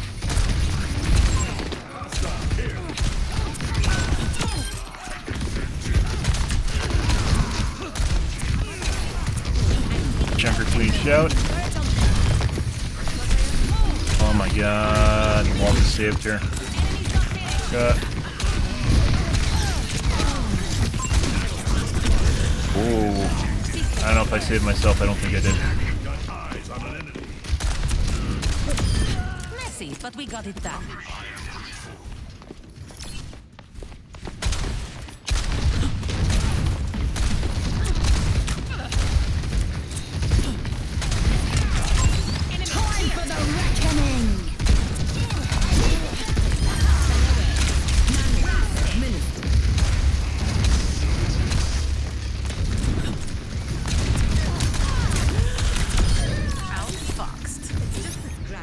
be fine.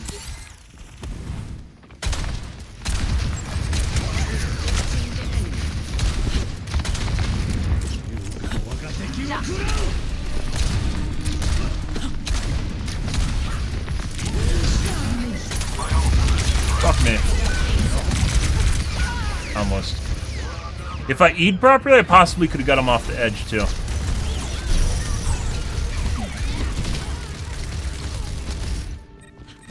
Okay, my head's in the game. En route.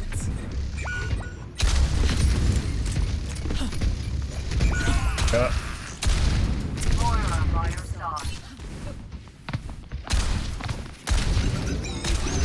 Yeah.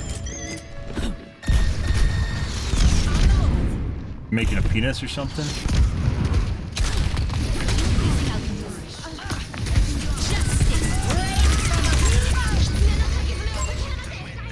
Kill him! Kill him! 51. All systems nominal. Repositioning. Time for the reckoning!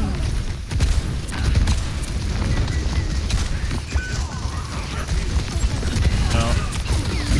I don't think so. Feel better? I look after my I'm own. gonna res.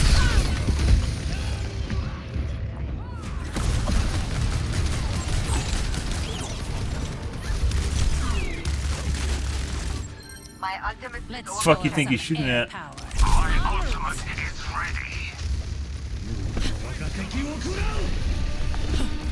Up and away.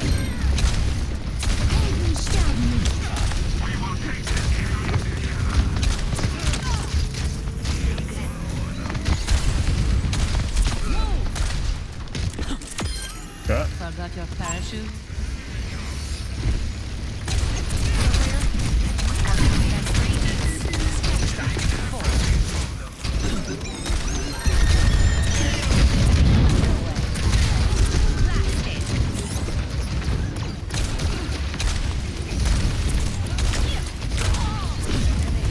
Anzo.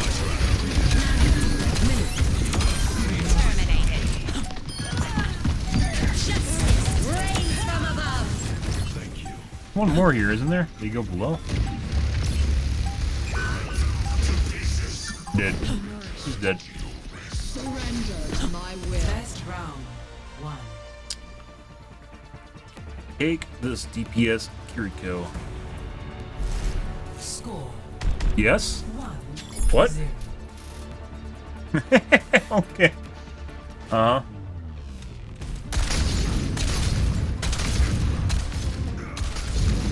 Will it bother you that you've taken as I many would lives like as a you've nice saved? dinner. I don't mind killing monsters.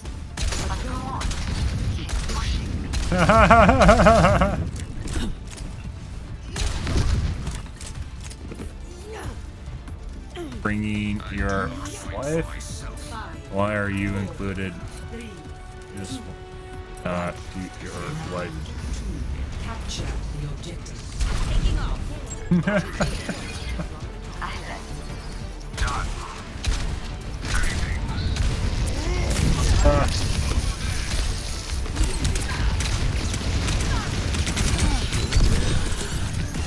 Excellent teamwork. Blast! Enemy over here!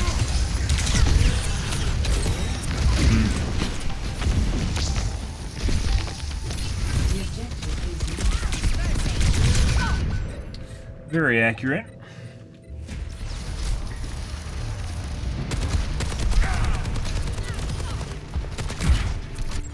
Damn. Shake it off. Helping you out. Establishing aerial position.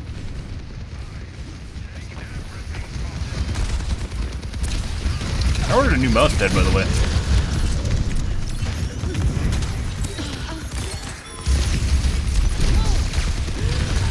Still very accurate. Monkey's not looking at me. I wasn't gonna make a move. Only thing saving me was he wasn't looking at me. Ah, funny stuff. Taking to the air.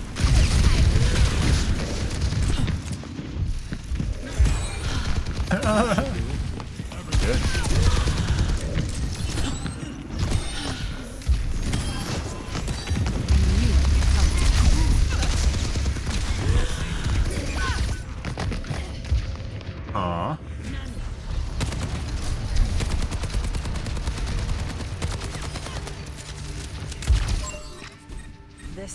Supplies await. Hello there. Roger that. Tactical visor ready for deployment. Increasing altitude. I see you on.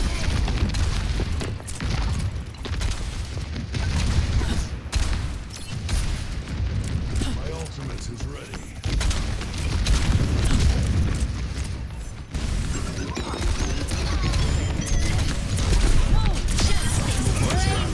Oh, that's beautiful. Aerial positioning underway. I see an enemy. Enemy over here.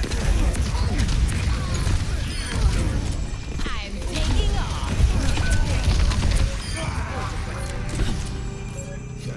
Isaiah.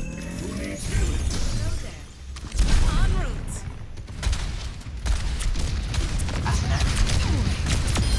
Taken Beautiful. She was trying to kill me rather than fucking heal the Bastion. Oh, good. And Raz completely undoing all my progress I just made for that push. Taking off.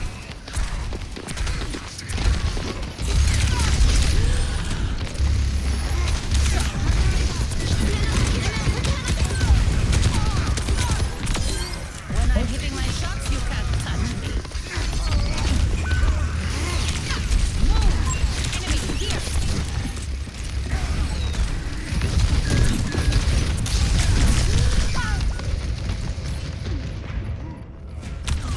This game really needs a damage readout. I don't know why it doesn't fucking have that. There's a lot of like small stuff they can do to this game, improve it, and they don't. I don't stay. Just like every MOBA in existence, where it tells you all the damage dealers and damage they did to you, and then oh my God, Ramada. There's the hide. Score. And then like status effects are really important too. It happened right up to your death. Status effects are a thing now. I love the warmth in your music.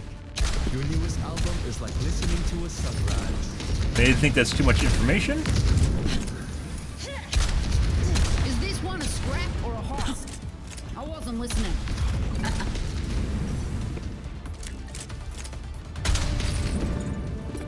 I mean, he's just talking about a frozen lasagna, so I don't know what these guys are getting thinking about here. Capture the objective.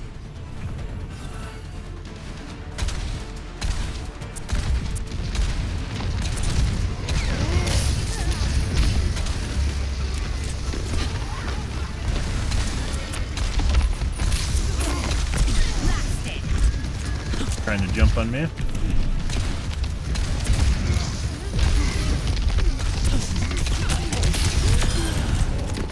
I require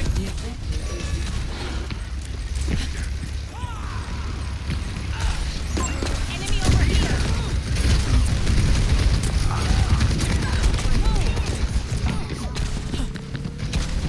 I see an enemy. You thought you had me.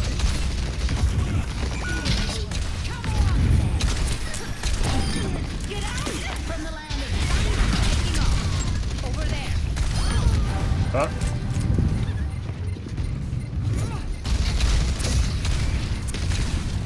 I don't think so. Enemy here.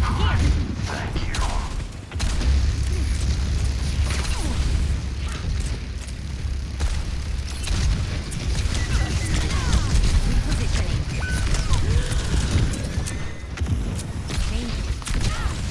Aerial positioning underway.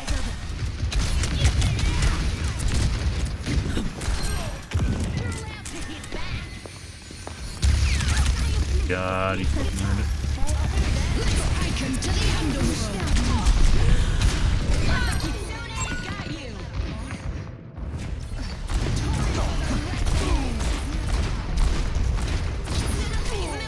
Good.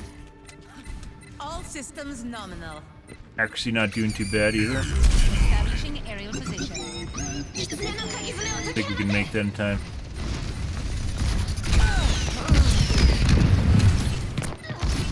Worth it? Justice reigns from above. And Mercy's gonna res. Like I said, when you die, you should be able to free look. You should be able to free look from your corpse and point out people that you want to with ping. You should be able to free look ping. Ah, taxi. Enemy over here.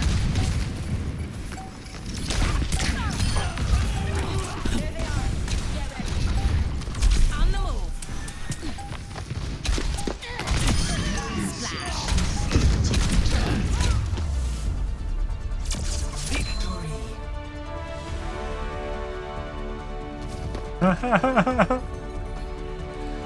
Well, that actually went pretty good. Good for us, guys.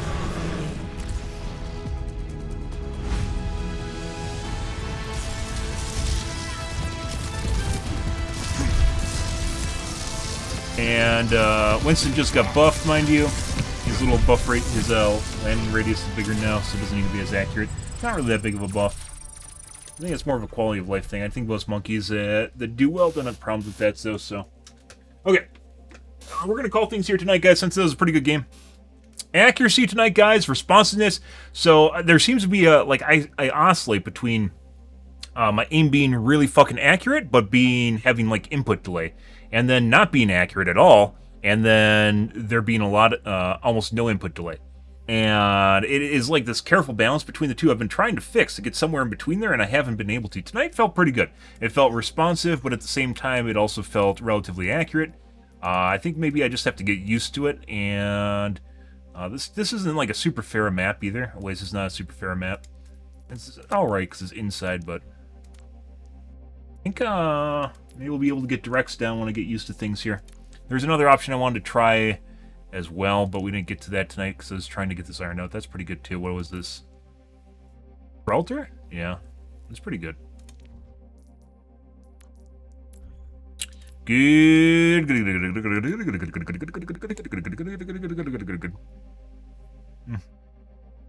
But alrighty, guys. We're going to call things here tonight, guys. Tomorrow will be more of the OW2s, and hopefully on earlier, and doing maybe trying some more tweaking here. It seems like the feature, the option I changed in Windows, which was VBS, which is, most people don't have it on, mind you, which is the virtual-based security. But then there's other stuff that helps with, deals with Hyper-V and virtual machines in general.